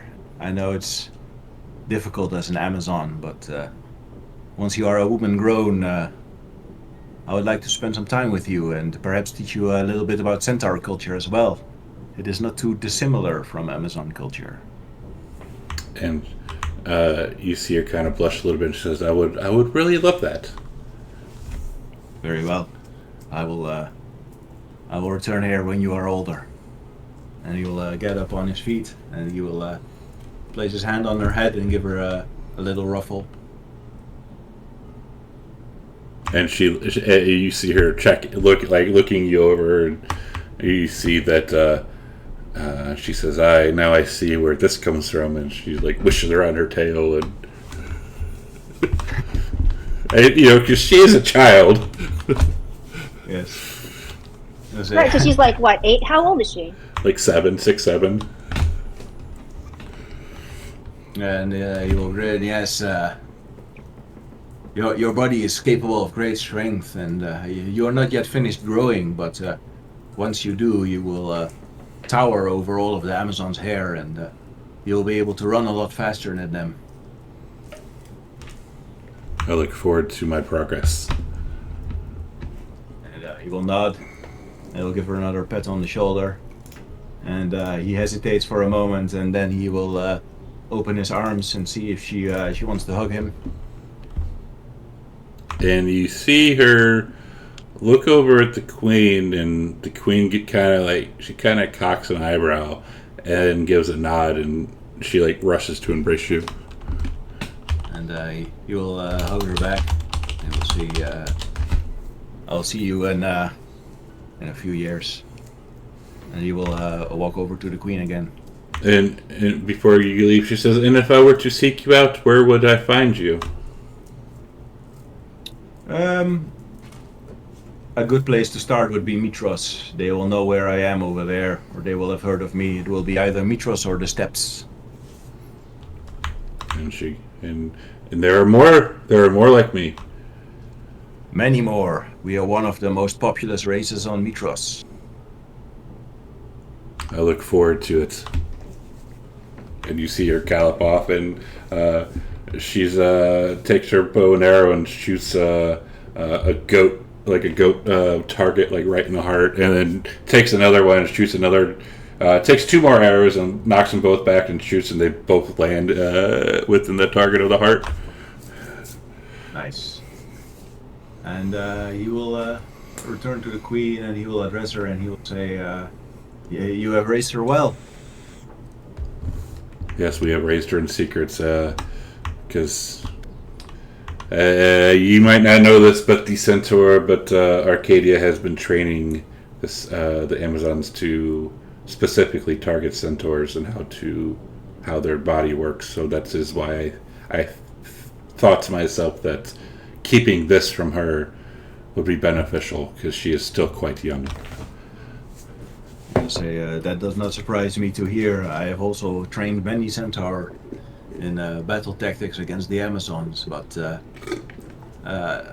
hearing what you have taught Hippolyta, I agree with your sentiment. I think there should be peace between our peoples. Yes.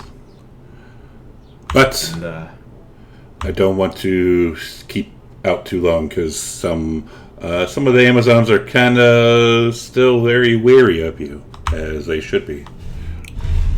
understandable. Very well. Let us return to the others. And Very well. thank you for this opportunity. And she nods. So as a player, does this mean they got together during the 7-year absence then, if she's only 6 or 7? So this did not happen when they were fighting originally, when we first went to Themis. Correct. So at some point, Amitrius snuck onto the island while Arcadia was there, and Did she? Did he though? or she snuck over to him. Somehow they got together. Yes. It's interesting because actually Arcadia's first reaction would be to lose all respect for the queen, but that's it. And that is why it has been kept a secret from her. I thought you were going to say And, first and reaction to Amitrius me to returns lose to all the of her party. lunch. And Wait, what when did you he say, returns, Corbin? Is I thought your first reaction would be to lose all of your lunch. That next. and he returns to the party, and he has like a formal distance from the queen, so that your first impression is probably like they aren't Bless very his close town, at eugenics all, program. but he does have a spring in his step, and he returns to the table, and he takes another mug of mead or whatever they serve there, and he drinks it. Let's see if Corbin perceives anything about Amitrius. Exactly what I'm doing. Corbin, what are you trying to perceive? I'm gonna. I can tell them if they're very perceptive. Well, Corbin would have, I guess, maybe noticed something Arcadia would not have. Well, I was just- Corbin would notice that Amitrius is in a very good mood. Yeah. So I would whisper over to Amitrius, "Why such a good mood? I thought she would have ripped your head off." Well, that's why I'm in a good mood. She didn't. Do I believe him? I'll insight check him again. I mean, it's not a lie. I mean, I'll roll a persuasion. Because she didn't rip his head off. Oh, you're not gonna win. Well, why do we have advantage on that, Oh, though? But I'm Because very of good my at runes. Because of his my storm runes. rune. Oh, your runes Gives would you have. advantage. Yo, Your runes would you're have fallen literally off. using runes Yeah. on me, bro. Your runes would have fallen They're on off. all the time. I can't turn them off. Oh, do they really? I That was thought they only lasted for a second now, like or No, like a there's a minute. component that lasts forever and one that's special. But anyways, like yeah, I mean he still outrolled you, which is funny. But I mean, you believe him. Okay. I persuade him that I mean, just, he's- not well, yeah. talk because she was kind and stuff. I mean, he said he didn't cut her, or she didn't rip his head off, and he still has his head. Arcadia Hey. looks at the party and says, I think we should get to Pythoria as soon as possible. We're gonna need a rest. Do we really? Well, I mean, I could yes. probably go, but Tascalin, man, I mean, he was just No, like I throwing mean, spitballs really? at that last one. I'm asking you as a player. Do we really need a rest? I want to save Pythoria because, like, if they're being all attacked at the same time, the faster Run we can into get to anything these- like this thing, I don't think we're gonna be able to take it. And Oh, how are I we know. going I have a feeling How there's a would we cheater do in the I that? have chat. 40.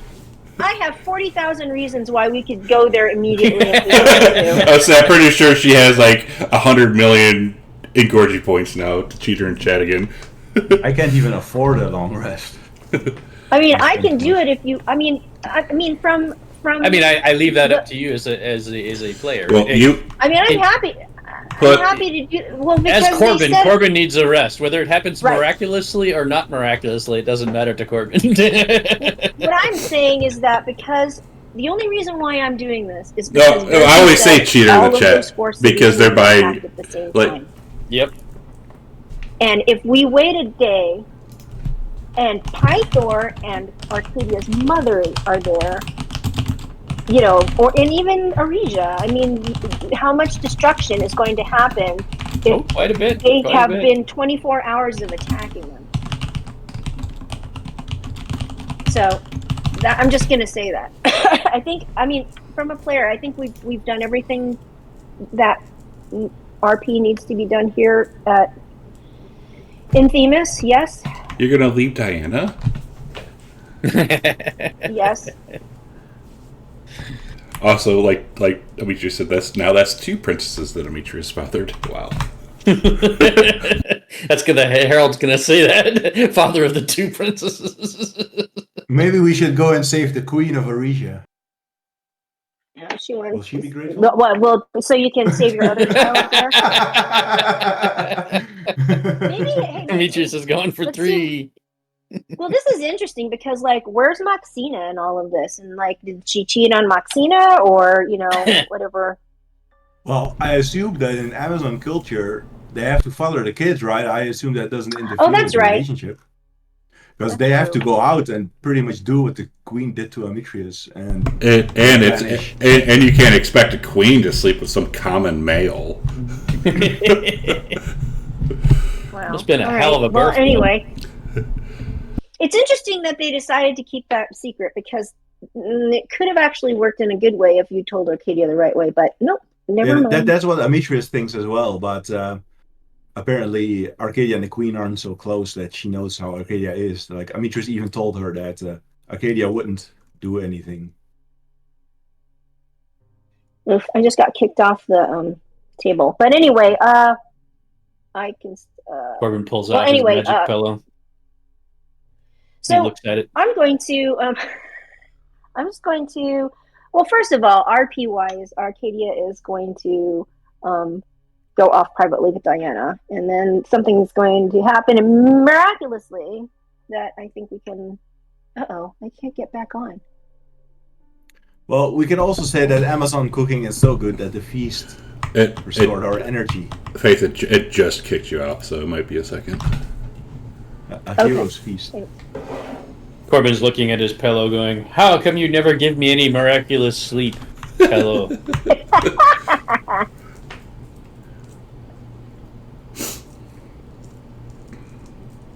Well, my Twitch is still working, so here we go.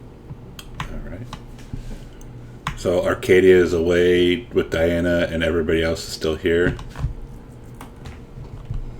Yep. You're Corbin is feasting. talking to his pillow. As you're talking, so as this is going on, and now you have a long rest. Some of you get like this massive blinding light is like appearing all around you, almost blinding you. And even Arcadia, even though you're awake, you notice this light, this big bright ass light going on.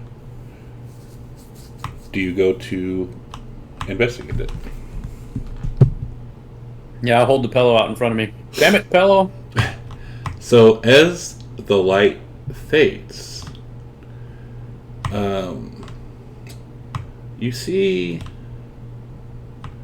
this glowing is actually coming off of Amitrius and Tascalin, and they look like this.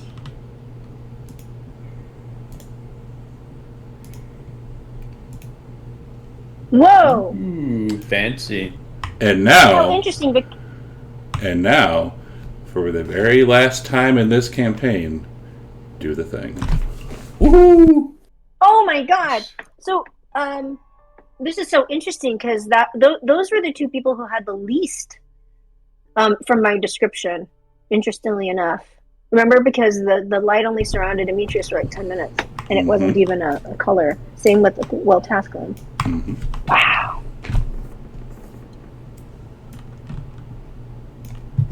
Level 20. Nice. And really quick, Amitrius and Tascalin, I need to speak with you separately in a different channel. Sus. Very sus. Plus, As soon as Sketh gets down here, I'll just move. Oh, there he is. So I'm going to mute the whole stream so they can't hear this.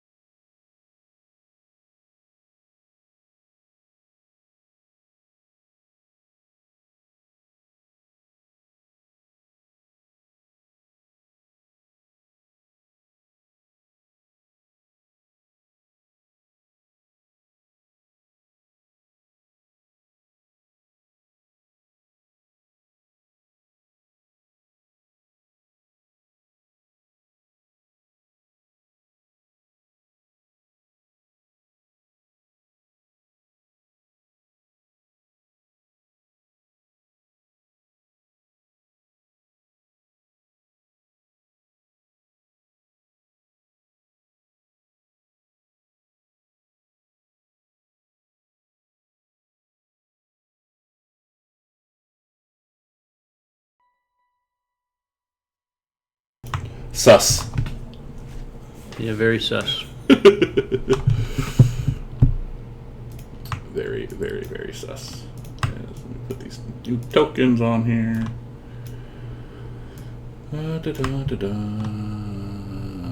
Amy, where's Amy? There's Scaff. I still have graphics tokens in here, that's funny. I need to do like a huge ass purge of tokens.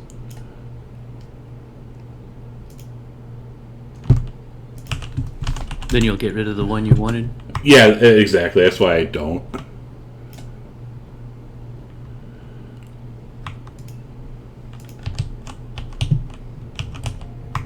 Scat the Super Saiyan. Ooh, broke the 200 mark for hit points. Nice. Corbin's like, nah, I did that forever ago. Yeah, a long time ago.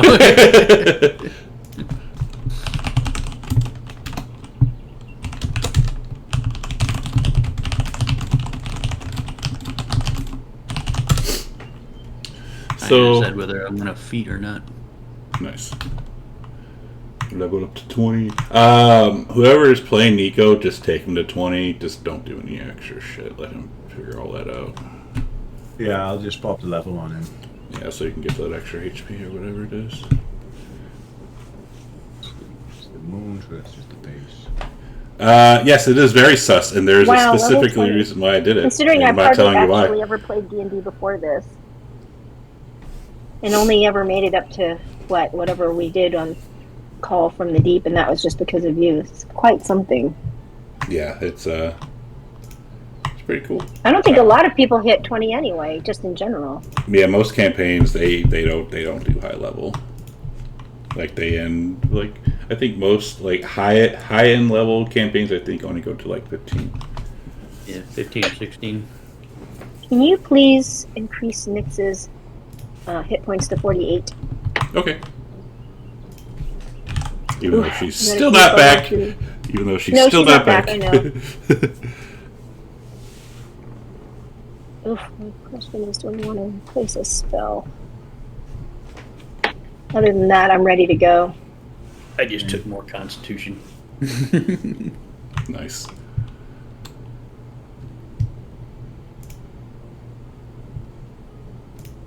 Dwayne, if you're around, you can pop in the chat. All right. So, where are we going? Should we go I to mean- Pythoria?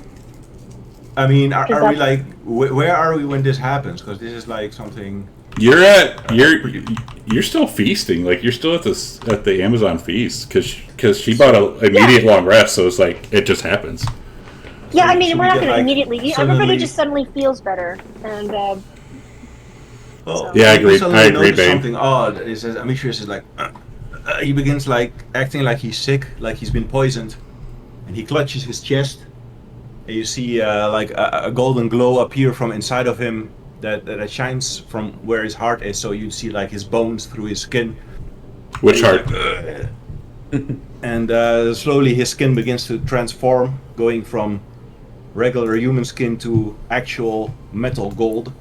Nice. And his armor turns gold as well, and his eyes begin to glow white as he stands up, and it says, what happened? And when he speaks, he has like a faint, godly echo to his voice, like a tint. That's pretty badass. And Scath, you want to describe what Tascalin essentially looks like? Okay, so as the same kind of thing is happening, where bright glowing, he doesn't become transparent like Amitrius does, but like a golden aura surrounds him, and his head, like on his head, a dragon-like crest appears as his draconic ancestry kind of like take hold, as like golden light and electricity starts to kind of like lick across his body, forming a very godly aura. So instead of it being an internal transformation, it's much more external, as this aura takes on the form of like golden armor, and as light and lightning licks across his body. That's so badass. I'm gonna go over to Demetrius and poke him, see if he's still if he's made out of metal now. He's a mimic. Yeah, his skin is made out of metal, gold, but the looks of it. And What happened to you? I think I became a god. You should thank the pillow. I was asking it to help us. And Demetrius frowns, and he's just like looking at his own hands, like flexing his fingers, like he takes off his armor that has also transformed in the process, and his skin has the same color. He says, "This is very strange." Do you feel more powerful? A lot more powerful. Excellent. You can go in first then. He looks over at Tasklin and he says, "How do you feel?" He's going to just kind of just inspecting his body, like looking at his arm and at the new armor that's encasing his body. He's like, where did this even come from? And he'll reach a hand up to his. He'll reach a hand up to his head and like a little surprised by the glowing horns now protruding from his forehead or from the top of his crown.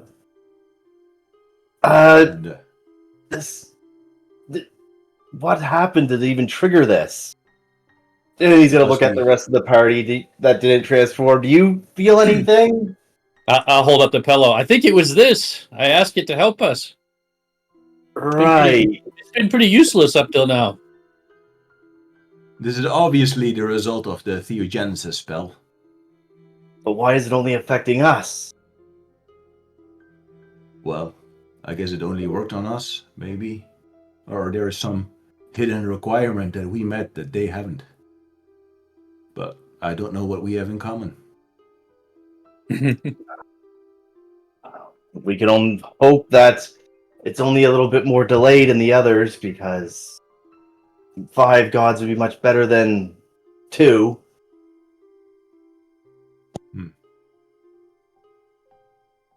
Very well. 2 is better than none. That's true, but what do we do now? I don't feel any particularly different. I don't feel any. I feel very You rested, don't? thanks to the pillow. It gave me I full feel rest. very different. Maybe a little, but not I what feel not what I younger, assumed that- God. Not what I assumed that- godhood would feel like. No, that ache in my back vanished. I feel like I'm 25 again. Well, And that's my skin. Since we all appear to be rested, I think you should try to get us to one of the cities as quickly as possible. They should be under attack. Still counts. We do the whole scrying thing again. I suppose we could do that. Well, if he What goes, city- if he goes to Pythoria, Task knows he lived there, so he knows. Oh, okay. where it's at. So let's get to Pythoria. Very well. Gather round. He'll gesture to everyone You'll to. notice that Arcadia is nowhere to be found. No, she is not. Where's Arcadia? I do not know. You don't know where she is. Now we gotta find She'll come Arcadia. out. Well, I'm assuming you guys were feasting and you talked for a while, and it's been a while. So she'll eventually come out with Diana. And you would have noticed, even wherever you were, you would have noticed that blinding bright light too. Yeah, she noticed it, and So it only And she didn't hear any activated screaming, on so she Amitrius, decided- like the light didn't appear on Nico or the others. Correct.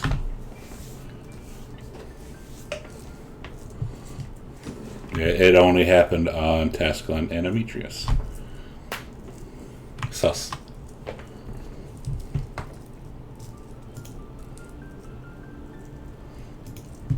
Yeah, Arcadius Arcadia. is pawing at Demetrius's golden skin. But yeah, Arcadia. When you and Diana come out, you would see Task and Demetrius. They look quite different. Yeah, Arcadia maybe have noticed the blinding light. We're not sure. How far did that blinding light go? You would have noticed it. Okay, well, she didn't hear any screaming, so she didn't come out to investigate. And you'll see that the bracelet is tied back on her wrist, and she will go up to Tascalin and Demetrius and say, she'll say, I guess Theogenesis worked. So It it would- seems. Seems so. Like Tasklin says, as he's still like inspecting his body. I think we should go to Pythoria next. Yeah, we were about to when we realized you weren't here. We almost left you behind. She looks at Diana, whispers something to her, and kisses her. She looks sad. And Demetrius will close his eyes and he will focus his mind to see if he can hear any prayers. They both look sad. Arcadia, can you pray to me? Absolutely not. Come on, it's just to test. This might be very Okay. useful if we are separated. Okay.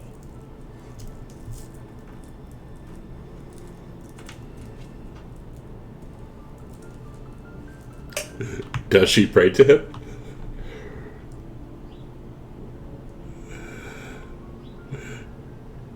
Very sus. As all I see is typing. Demetrius, give me a perception check. So Arcada closes her eyes and thinks something. You hear it. What the hell, Arcadia? She laughs. She opens her eyes and she starts to laugh. You also hear a request from Vengeance to get rich. Yes, you also hear that, Demetrius, from Vengeance. No, stop praying to me. This is annoying. Be careful what you wish for, Demetrius. Be not the asshole we know you to Forever in be. danger. That's At right. least you will have a method to communicate with me. Speaking of that, before we head to the next one, we should all cut off a lock of our hair and give each of us one of those. Sus. Okay. So that we can find and revive your body in case you fall.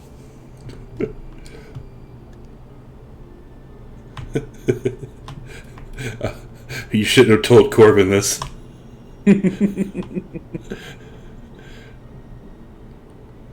Vengeance that wants the gold. True.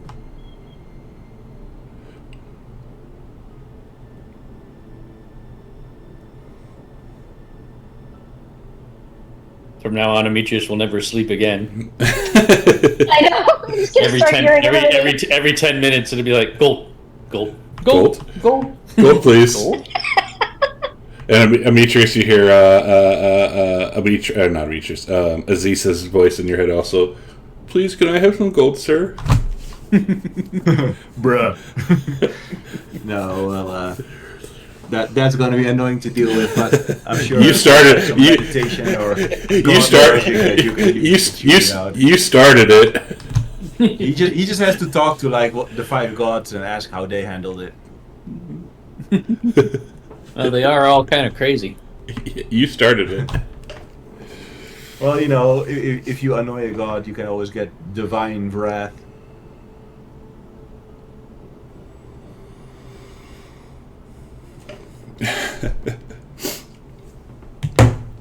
So do y'all each cut off some hair to pass around? Yeah.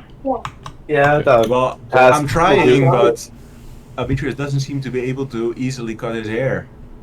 He's trying with a regular dagger, and the hair is made of gold. Tasklin will just like pull a few strands of his hair out, but they look kind of scaly, like they are more not quite hair-like anymore. He's gonna hand them off to whoever.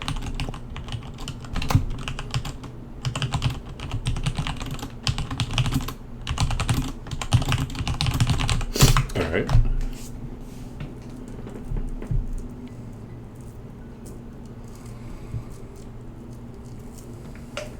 Hair passes around. Demetrius cuts himself with a dagger. Ow!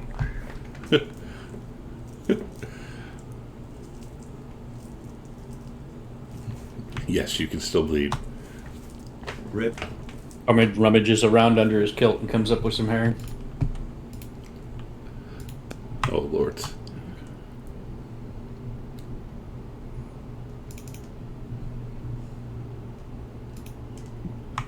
Alright, so to Pythoria, Sketh's casting Wish again, I'm guessing. Yeah. He'll cast Wish again to teleport to.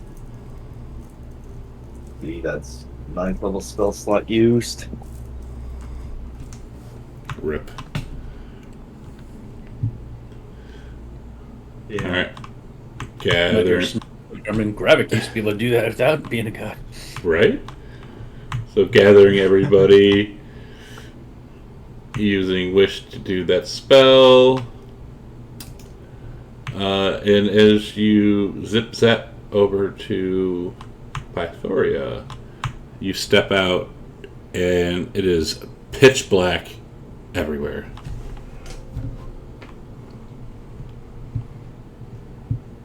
Like you can't if you move your hand like more than like a foot in front of your hand, you can't see it. And you hear screaming coming from all around you.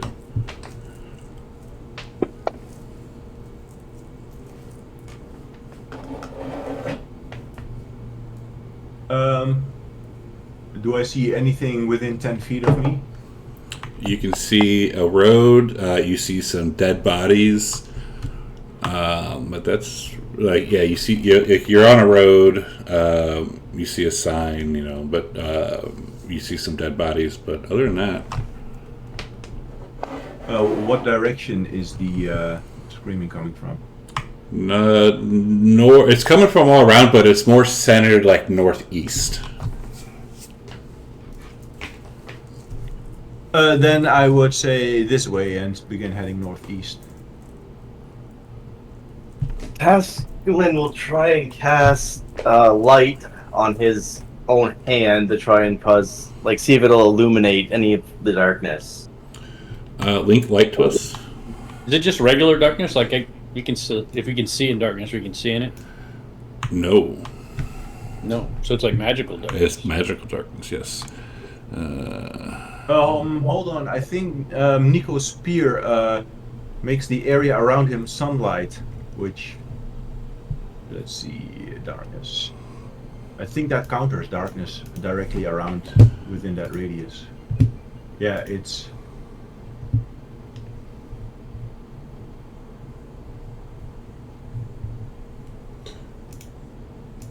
And he is not attuned to it. That's funny. He's not attuned to the. Nope. He was using it, the spear. We just had a long rest. He could have been attuned to it. No, he's not attuned Oh to it. yeah. He would have unattuned the crystal ball, because we only needed it to get to Timus, right? Yep. Right. Yeah. Okay. But if Devil's Advocate, if this long rest just happens, how would he have time to attune and unattune? That's Still a long rest. That's on you. No. It's on you to decide. It does take time, I guess. High or low? Low. Yes. Damn it. No. Wait. Damn it. That's high. Yeah, I was looking at the wrong dice. Alright, I will put on the. I'll keep the crystal ball attuned. Corbin will get on Vengeance's back since she's got blind save. I might have something for this, maybe. Hold on, yeah, I have the Holy Avenger. Let me read what it does.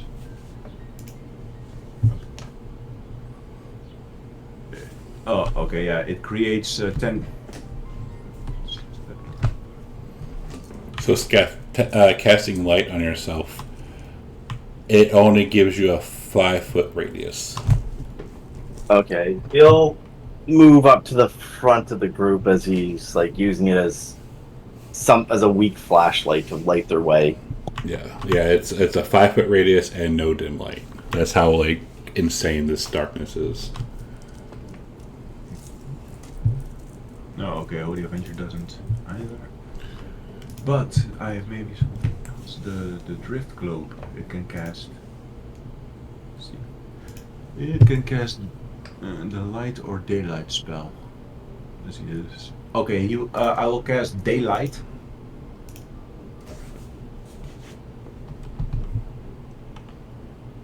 Okay. So a 20-foot radius of light pops out, and no dim light. Okay, just a 20-foot sphere of regular light. Okay. Correct.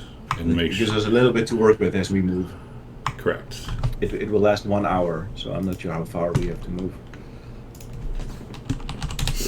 All right. You follow the screams as it's coming, like it's kind of coming from a temple. Like the inside of a temple.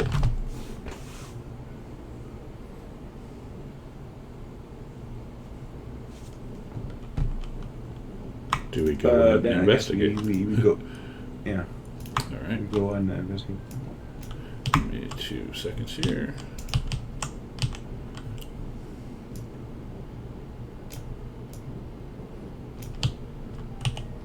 I'm gonna have a potion of invulnerability ready on my belt in case I see any. God, how many more of those you have? You're gonna need one to fight Gravik.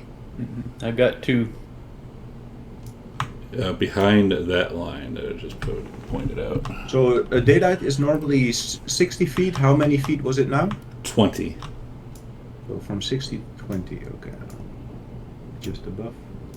You cannot go there. It's behind that line. That does not work for him. And you're short. What's that? You can't go over there. There's nothing there. Oh, it's got to be inside here. Mm-hmm. Well, I'm not Oh, which missing a has to lot. be inside that. Can you go out? Nope. Do we have to be on the stairs? Anywhere behind that line. Okay. Well, I was behind the line. No. Stop arguing. Behind where I'm pointing at, like where everyone else is. Jesus Christ! You like you start going over there and you get boom as you run into a wall.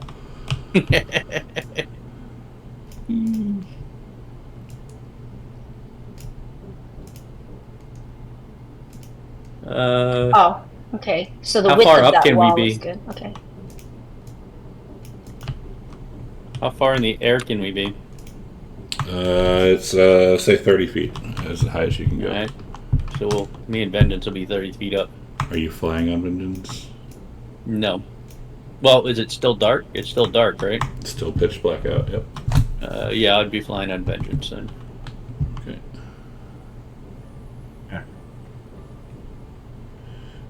The yellow aura around me, the bright one, that is where the light is that I'm emanating. Oh, okay then. Katie will step into that. Creating a nice clump for. Gosh, she doesn't want to be over there. She doesn't want to be with this clump. She'll be over here then. She can see. So I'm guessing there are two.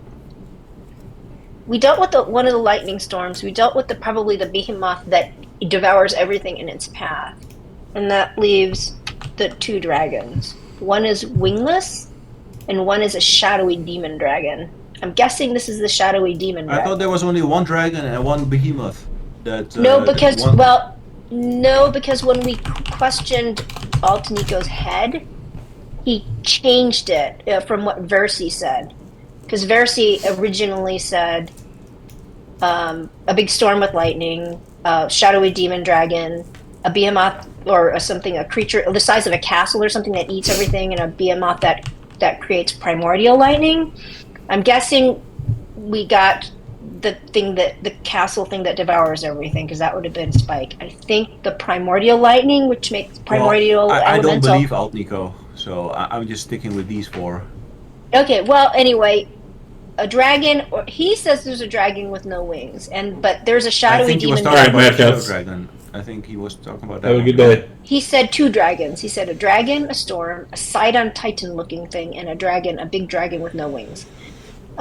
Anyway, Arcadia wonders if the big dragon with no wings will find an Aresia, and if it was that giant thing that was swimming underneath the Ultros. Okay. Anyway.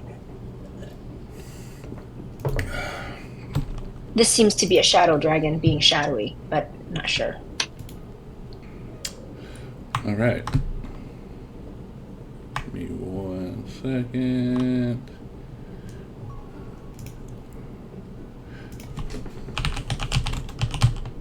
All right. So as you just come in here, directly right there, you hear, or this bright like light appears really quick, and you see standing before you, or way over there, a creature. Let me find his picture. That looks like that. And Brogar, if you are here and want to describe him, please do so. Hello, everyone. Can you hear me all right? Yes, sir. Yes. Okay. Let me just grab that entire wall of text again. Here we go. A large centaur in fully blackened armor stands before you. It appears to be around 13 feet tall and is wearing heavy plated armor. Carrying a very large serrated greatsword with a blue and red glow along the blade in one hand, and on his arm a very large shield and a skull adorning it in the center. Both the sword and shield are blackened as well, but the skull on the shield appears to be a goldish color. Spikes are adorning the armor on the shoulders, the knee plates, the elbow plates, the sabatons, and gauntlets, and on top of his helmet. A bluish, greenish, and reddish glow seem to float around the centaur. He's also wearing some kind of heraldry, a tabard. It shows, for the best description possible, a ghost with a skeletal skull face wearing black robes and a very large, horrendous looking sight. The air around the centaur appears to be constantly affected by some type of weird aura, and the visible effects on foliage and plant life is best describable as withering plants and frost-covered leaves and soil. He seems to be, or used to be, pacing around, and has left a few footsteps behind. They, for the best of descriptions, look to be icy of some sort, and they also emit some type of ghastly-looking blue smoke. And also, next to it, kind of floating up, is a creature that looks like that. Ah, there we go. Now let's roll some initiatives.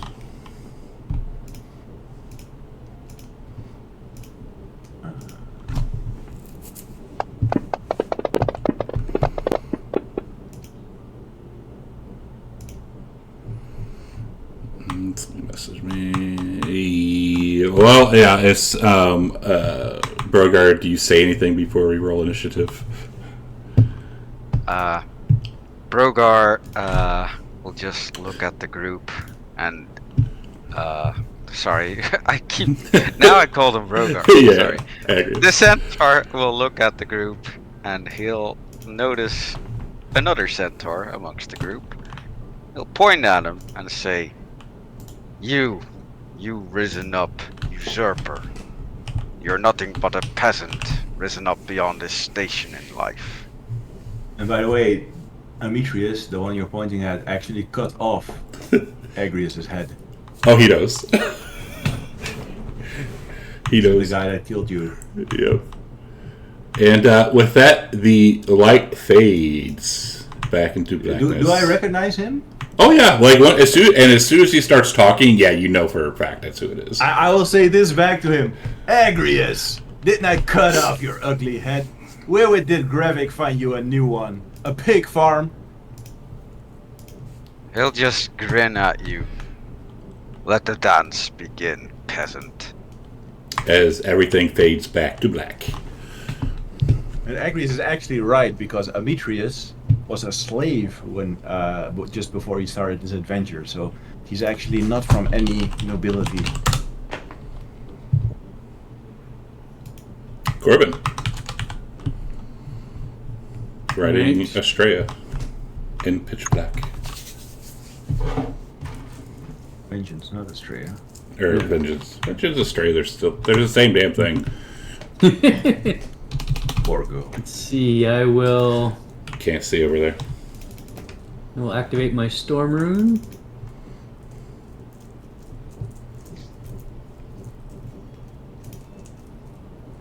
And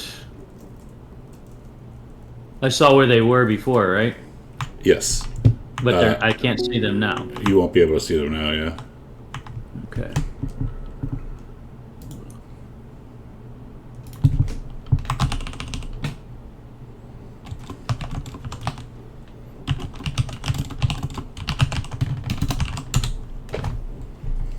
I will fly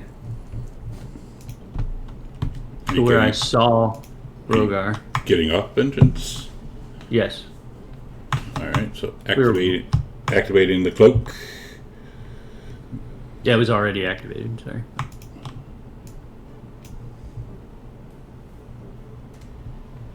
But like literally as soon as you fly off, like as soon as you fly out like here, you'd be in pitch blackness. Alright. Can I stay on a straight line to where I saw? You can certainly try. Okay. I'll fly towards the dragon, it's bigger.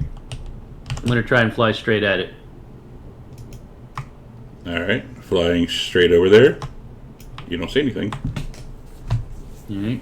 I don't sense anything in front of me or anything. You do not. Alright. Then I will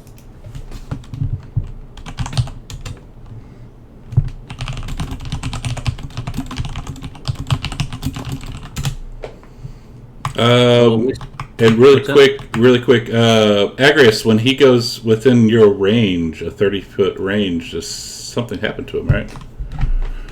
I'm double checking it. Gosh, I gave this thing so much. Not a whole lot. Arcadia would ask the party really quickly, who are we attacking first? Let me just double check. Corbin, are you? He's in Hold within on. 30 feet. Yeah, I'm looking at the auras right now. Yeah, I'm looking at his immunities and stuff. right now I got a potion of invulnerability, so I'm half damage on everything. Let's do this really quick. Okay. Here we go. So, the only thing that he would actually feel would be this right away. Do you have immunity to anything else? No, that's I'm on there? not immune to anything. Well, I'm immune to criticals, but What are you currently resistant to? Poison? everything. Okay, gotcha. So, what would happen would be this one right away.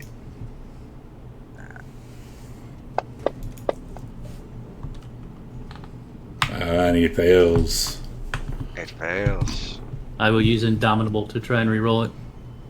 Okay. Oh, sorry. Go ahead and reroll it first. You just drop it on him again. Oh yeah, sorry. You're There good. you go. Fail. Still failed. Okay. So you are frightened. Alright, then I would stop where I am.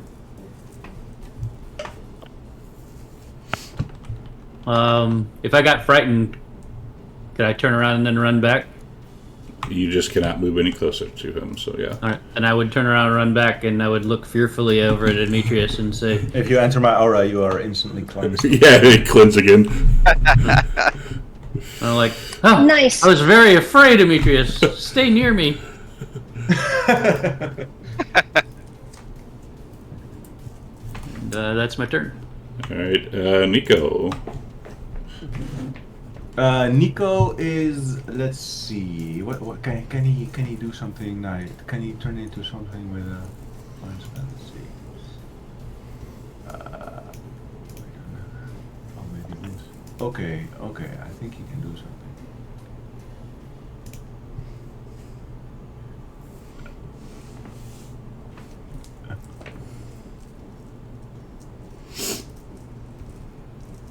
Okay, he is going to run here. Okay. 30 feet, right? Sorry. Oh no, I think he actually has that feat that gives him extra. He Yeah, has he has 40. mobile, so he he has, can move. Yeah, he can move 10 more. Okay, so he'll move there. And he is going to cast Sunbeam on this guy. He can't see him. No, he's just going to cast, it's a line spell, so he's just going to cast a straight line there. Because he saw him before, so I'm just going to assume he's still there.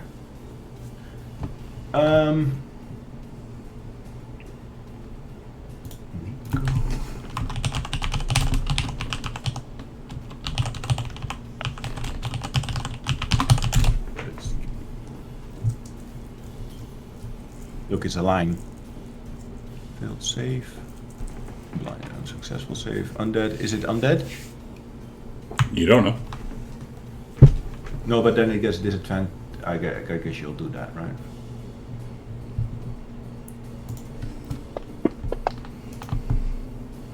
That is a successful save.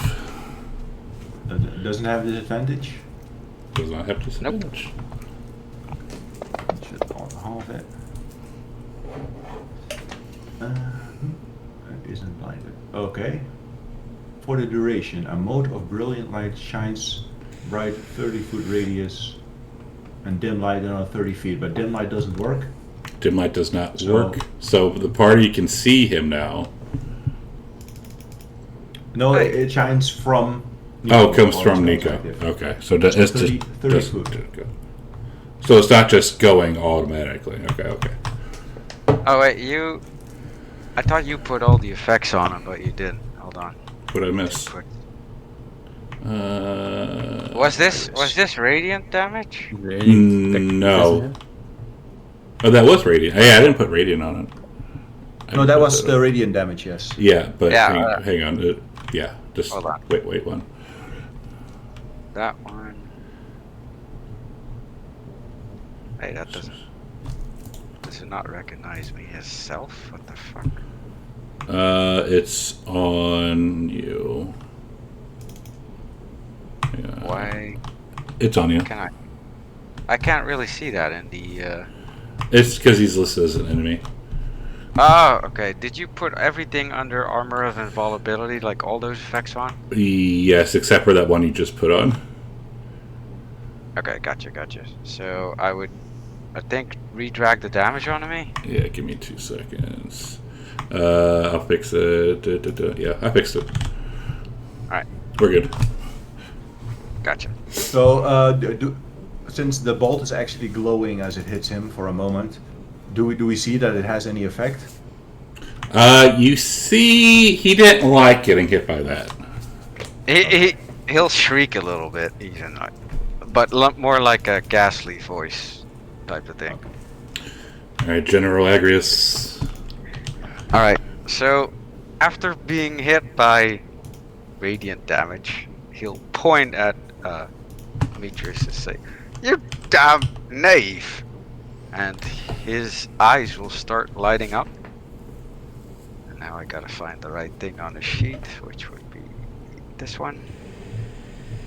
And he will fire 2 beams of blue light at you.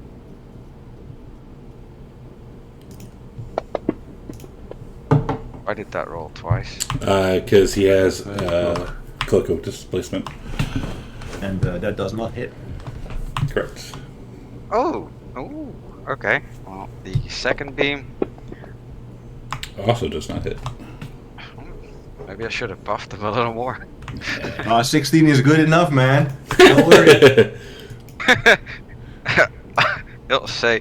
So you'll see 2 blue beams that feel kind of coldish as they pass by you, but they don't hit you. And I guess for the second thing, what would he do? I guess for now, he'll just stay standing and he'll say, "Come at me. Do not be afraid. Are you, usurper?" And I think he'll hold an action for now.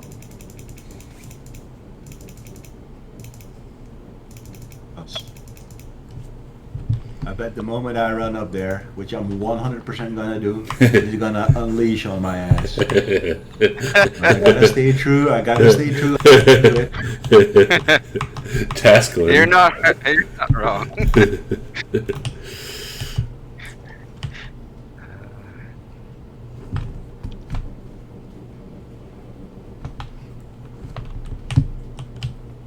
So Tasklin's going to point a finger up at the sky, just a little bit above. What's his name? Argius. Agrius. Agrius. He'll point a finger above him, and then he'll quickly lower it down to point directly at Agrius, and a small beam of light breaks through the darkness before, just in front of Agrius, before it completely envelops that entire 60-foot radius as I cast Sunburst. Okay.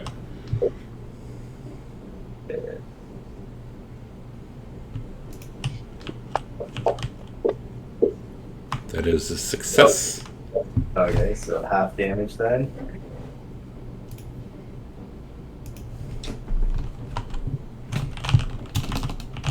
With a plus 17 to saves, I really don't think you have to worry. I will burn a sorcerer point to re-roll 4 die on that. So let's see, I'll re-roll the 1. That's an extra 3. I subtract the, if it's half damage, what would that be? Well, that's 2, I guess. That'd just be... Well, three random down is only 1. Yeah, okay, so just 1. I'll roll for the 2. That's an extra 3, so just an extra 1. I'll roll again on a 2. Now, okay. And... So, no real change to the damage there. Shit. Okay, I'll mark that spell slot off. What was that, an 8th level spell? Yeah. Okay, that's it for Taskelin.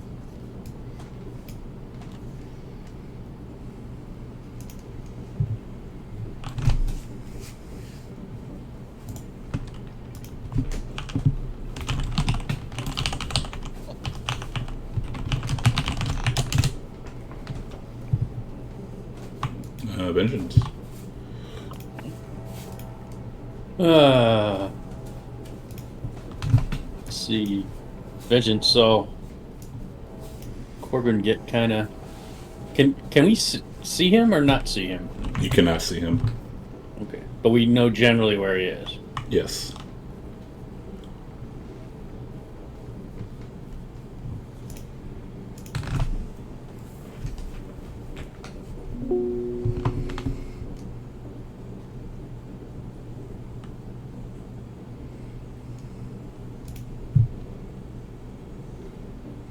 So Vengeance would fly to there and unload.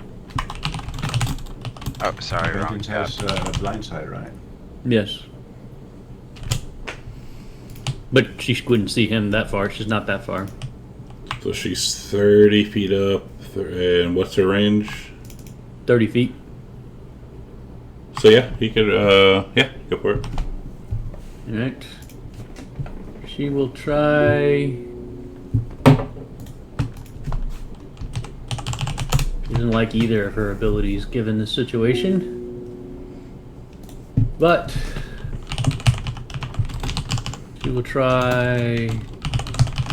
Cold. is a success.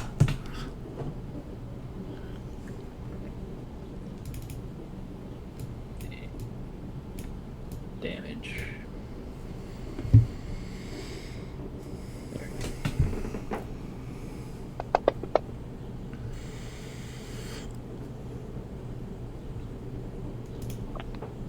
And then she would retreat back to the left. All right, so before she Wait, ahead, did she? No, she didn't enter my range. Never mind. she did not. But as she goes to leave,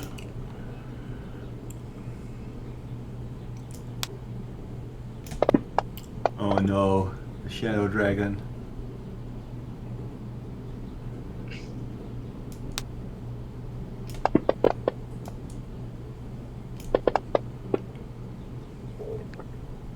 and grapples her. What grapples me?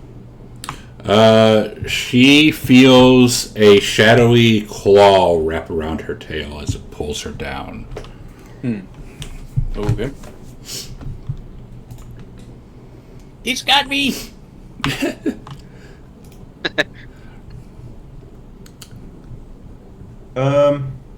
Astrea is going to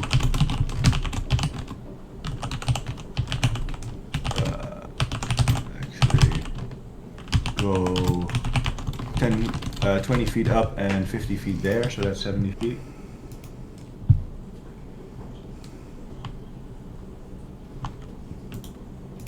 And then she is going to breathe acid.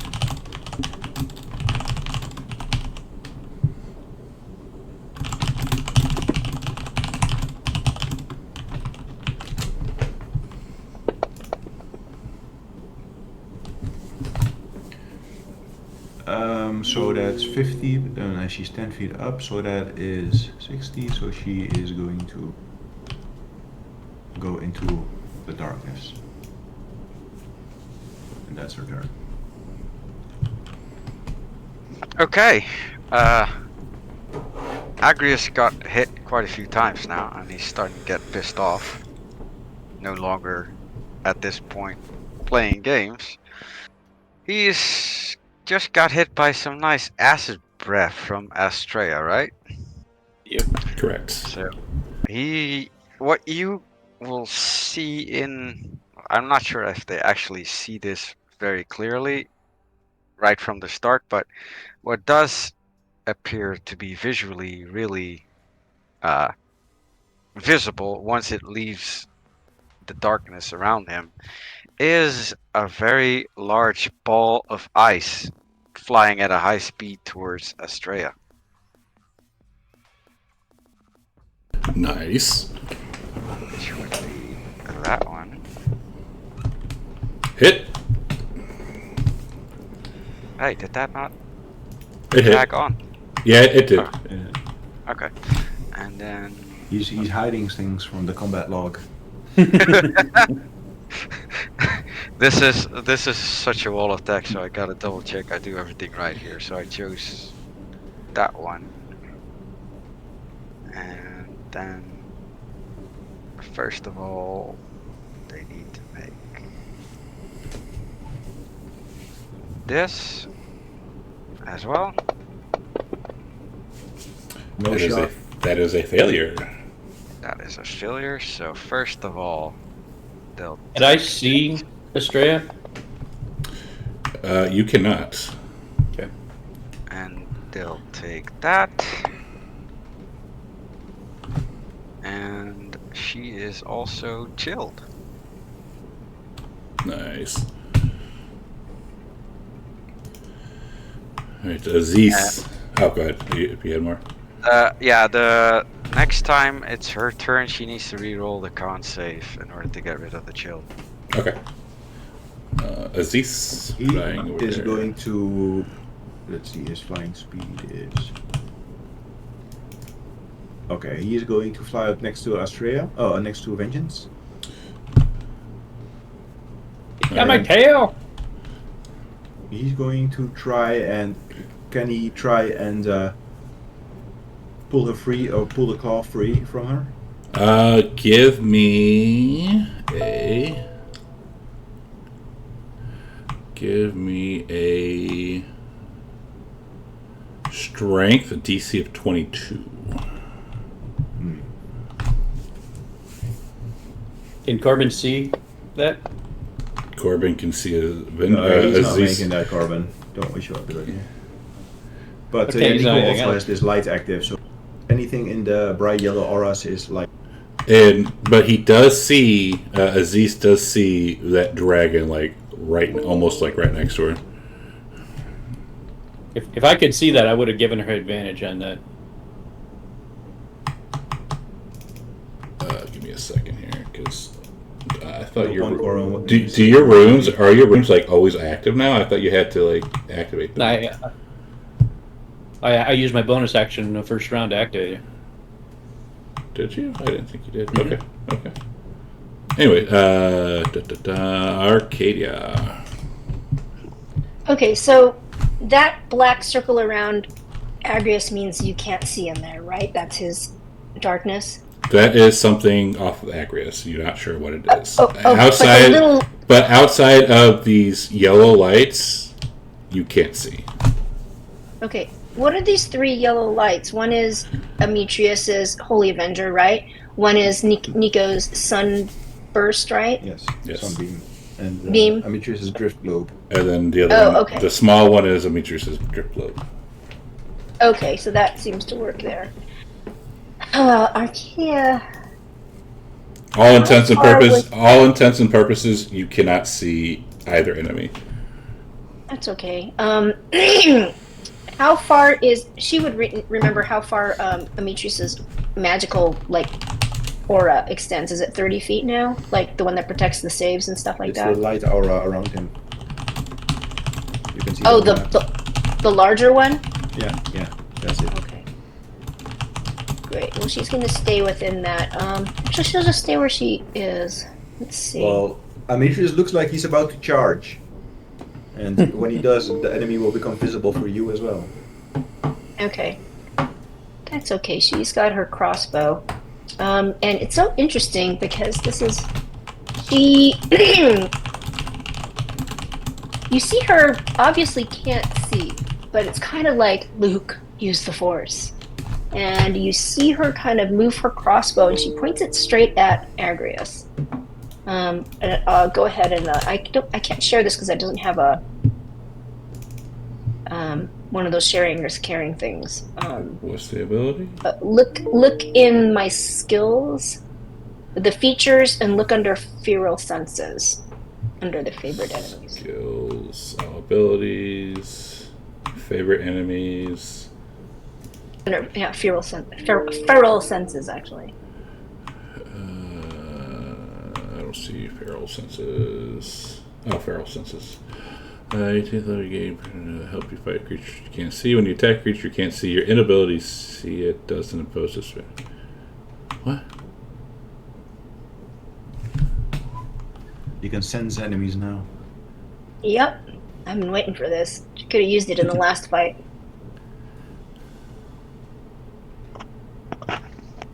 Arcadia laughs at your invisibility. Sure. Cool. So she can attack normally. That's how I interpret that. Yeah. I guess so. Okay. Great. So she's going to shoot at him and see what's happened.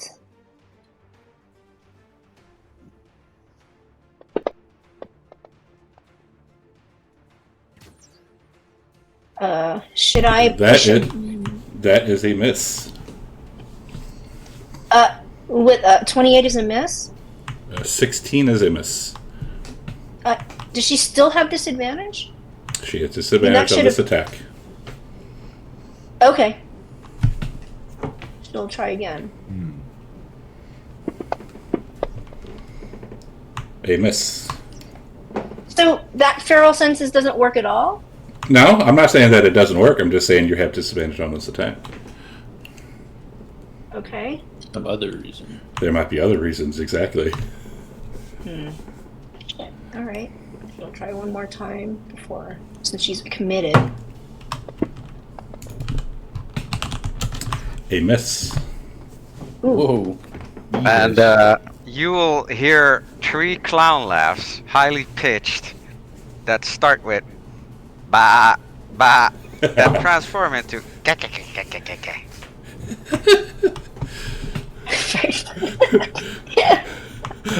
This is her turn. Demetrius. I had to practice that laugh. I could not use it. Yeah. All right. But Yeah, that One Piece. the only thing you'll hear is your arrows bouncing off his shield or armor, like ding, ding, ding. And he's like, you know what? Because you're such a pest, I'll give you a present in return. And he'll toss a large orb of fire at you. Oh I'm boy. gonna absorb elements with that. Wait, Hold on. wait. I'm gonna I think put that you're on out real of range. fast. Hold on, let me double check the range on this. She's no. She's 70 feet away. No, she's in range. It's 100. Hold on. All right. Okay. Okay. Okay, here you go. Does that hit? Hit. Okay. Make sure to do your save as well. It is a failure. That's a fail. So you first take fire. And from the impact, you take some force damage. Did it look like And that? it looks like she took 0 damage from it. Like she absorbed it. Oh, Even the force? Yeah, because you have temp HP. Oh, sweet. And- Okay. you are now on fire. Nice. Does it look like the fire was mitigated by the absorb elements spell? No, because you didn't take any damage from it. Okay. Ah, Because you That's how it works. had your temp HP. So the temp HP absorbed all of it. Okay. Well, that was a waste of a spell slot, and she's on fire. Okay. Yes.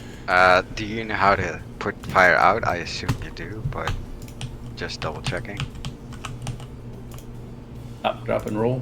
Stop, drop, and roll. Yeah. Yeah, something like that. Okay. All right, Amy. Here we go.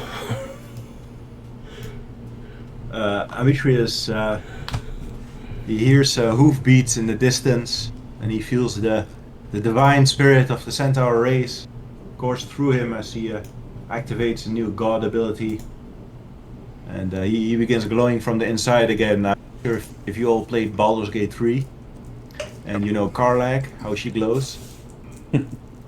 That's kind of what he has going on here, as he becomes an invincible conqueror. And as a bonus action, he is going to cast Shield of Faith on himself. And it's actually an action to activate that. So, let's see. I am going to move 5 feet there. And 5 feet up for now. Nah, I want him visible. So, sorry, Arcadia. There. Oh, he's still not. That's fine. That didn't help anyway. Still not visible. As he walks into your aura. Alright, now things get interesting. Yes. Aura battle going on. Yes. The auras. So I know you are immune to fear, right? Yes. So there's no reason to roll that. Now, this one got changed from last time, so first off, you get this one. Am I saying that right? Yep. What? How many dice was that? You saved, right? He saved on the aura of Frigid Winter. Yeah, he saved. Okay. I think that was the only one. The other two are just things I'm not sure if he's a god he would feel it, but you kind of feel a little something happen in addition to this when you walk into the aura, but I'm not sure if he needs to roll something to figure out what that is or not. What do you think, chat? He could roll maybe a Arcana. Yeah, that sounds good. Yeah, something like that. I was thinking about that. Like, He did not make it, so he would Okay. not. He would not know. And you see that Avitri's aura is being assailed from all sides by waves of darkness. There's like a clash of magic going on there. And he's like, Agrius, you're pathetic. You couldn't face me as a man. And now, when I kill you again, I'm going to make sure that nothing's left. That's his turn. Right. So my creature. Let me see this one. Give me a right.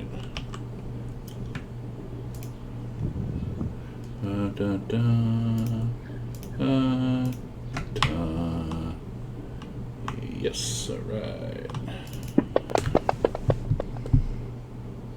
Ooh, all those failures. Sus.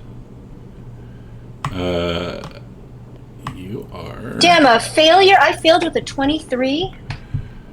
You are frightened. And then. Oh, do I want to do this now? Yeah, we're gonna do it now because we're gonna end after this attack anyways. So.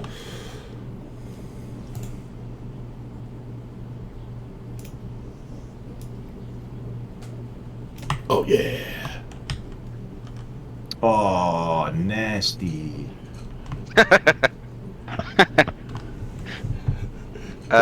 Ametris. Shouldn't I be above that? You are not above that, actually, as it is aiming down.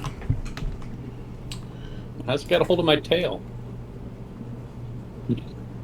It can fly. Ametris, As it, roll me a perception check. Sorry, I forgot one thing. And open, please. Yeah, you pass it. Okay, what? You do realize that this guy, at the bottom near his hooves, basically, where there's a little piece of skin showing where the armor basically stops, and you see some decaying, rotting flesh, and kind of like a piece of bone sticking out here and there. I agree, Bane. Alright, there's this. You hear a shadowy breath, like it's writhing shadows come barreling out. If anyone still has inspiration and you want to use it, this is a con save. 3, 2, 1. Oh boy. I failed with a 7? Welcome to high level D&D. Ooh, need to just. Just saved. And that's the end of the round. We are 15 minutes over, so we will call it there.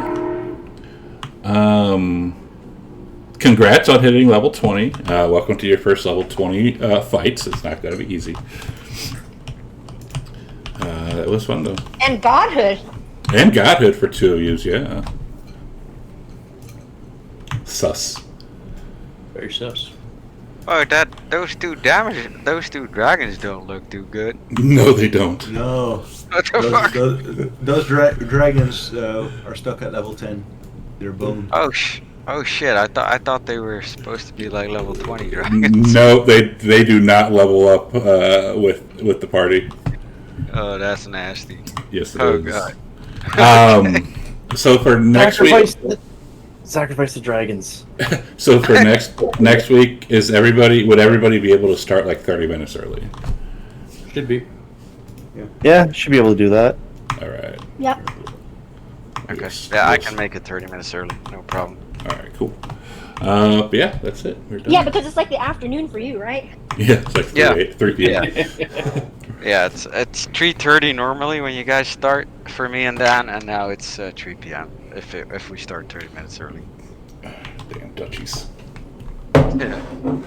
I got 2 of my With a favorite guest Dutches. appearance, that means trouble. He usually does. Well, last guest appearance, it was helpful, right? True. This guest appearance, Except Robin not so couldn't. much. Except Robin couldn't hit anything. No, she could. But this guest appearance, yeah, this one's actually trouble. Oh yeah. Yep. All right. Made him for a level 20 boss fight. Yes. Yeah, like originally we were talking, I was like, I'll make it their first one. I was like, no, let's make it their third one after they hit level 20, so you can actually like no holds barred. Yep. But alright, so we're done. Thanks to everybody. It's going to be interesting next week. Alright, stream.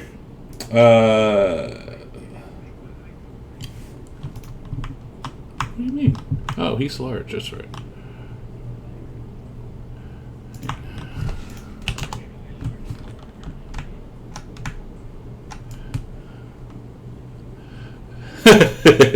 all right, stream. We're done. Thanks for hanging out. We'll be back.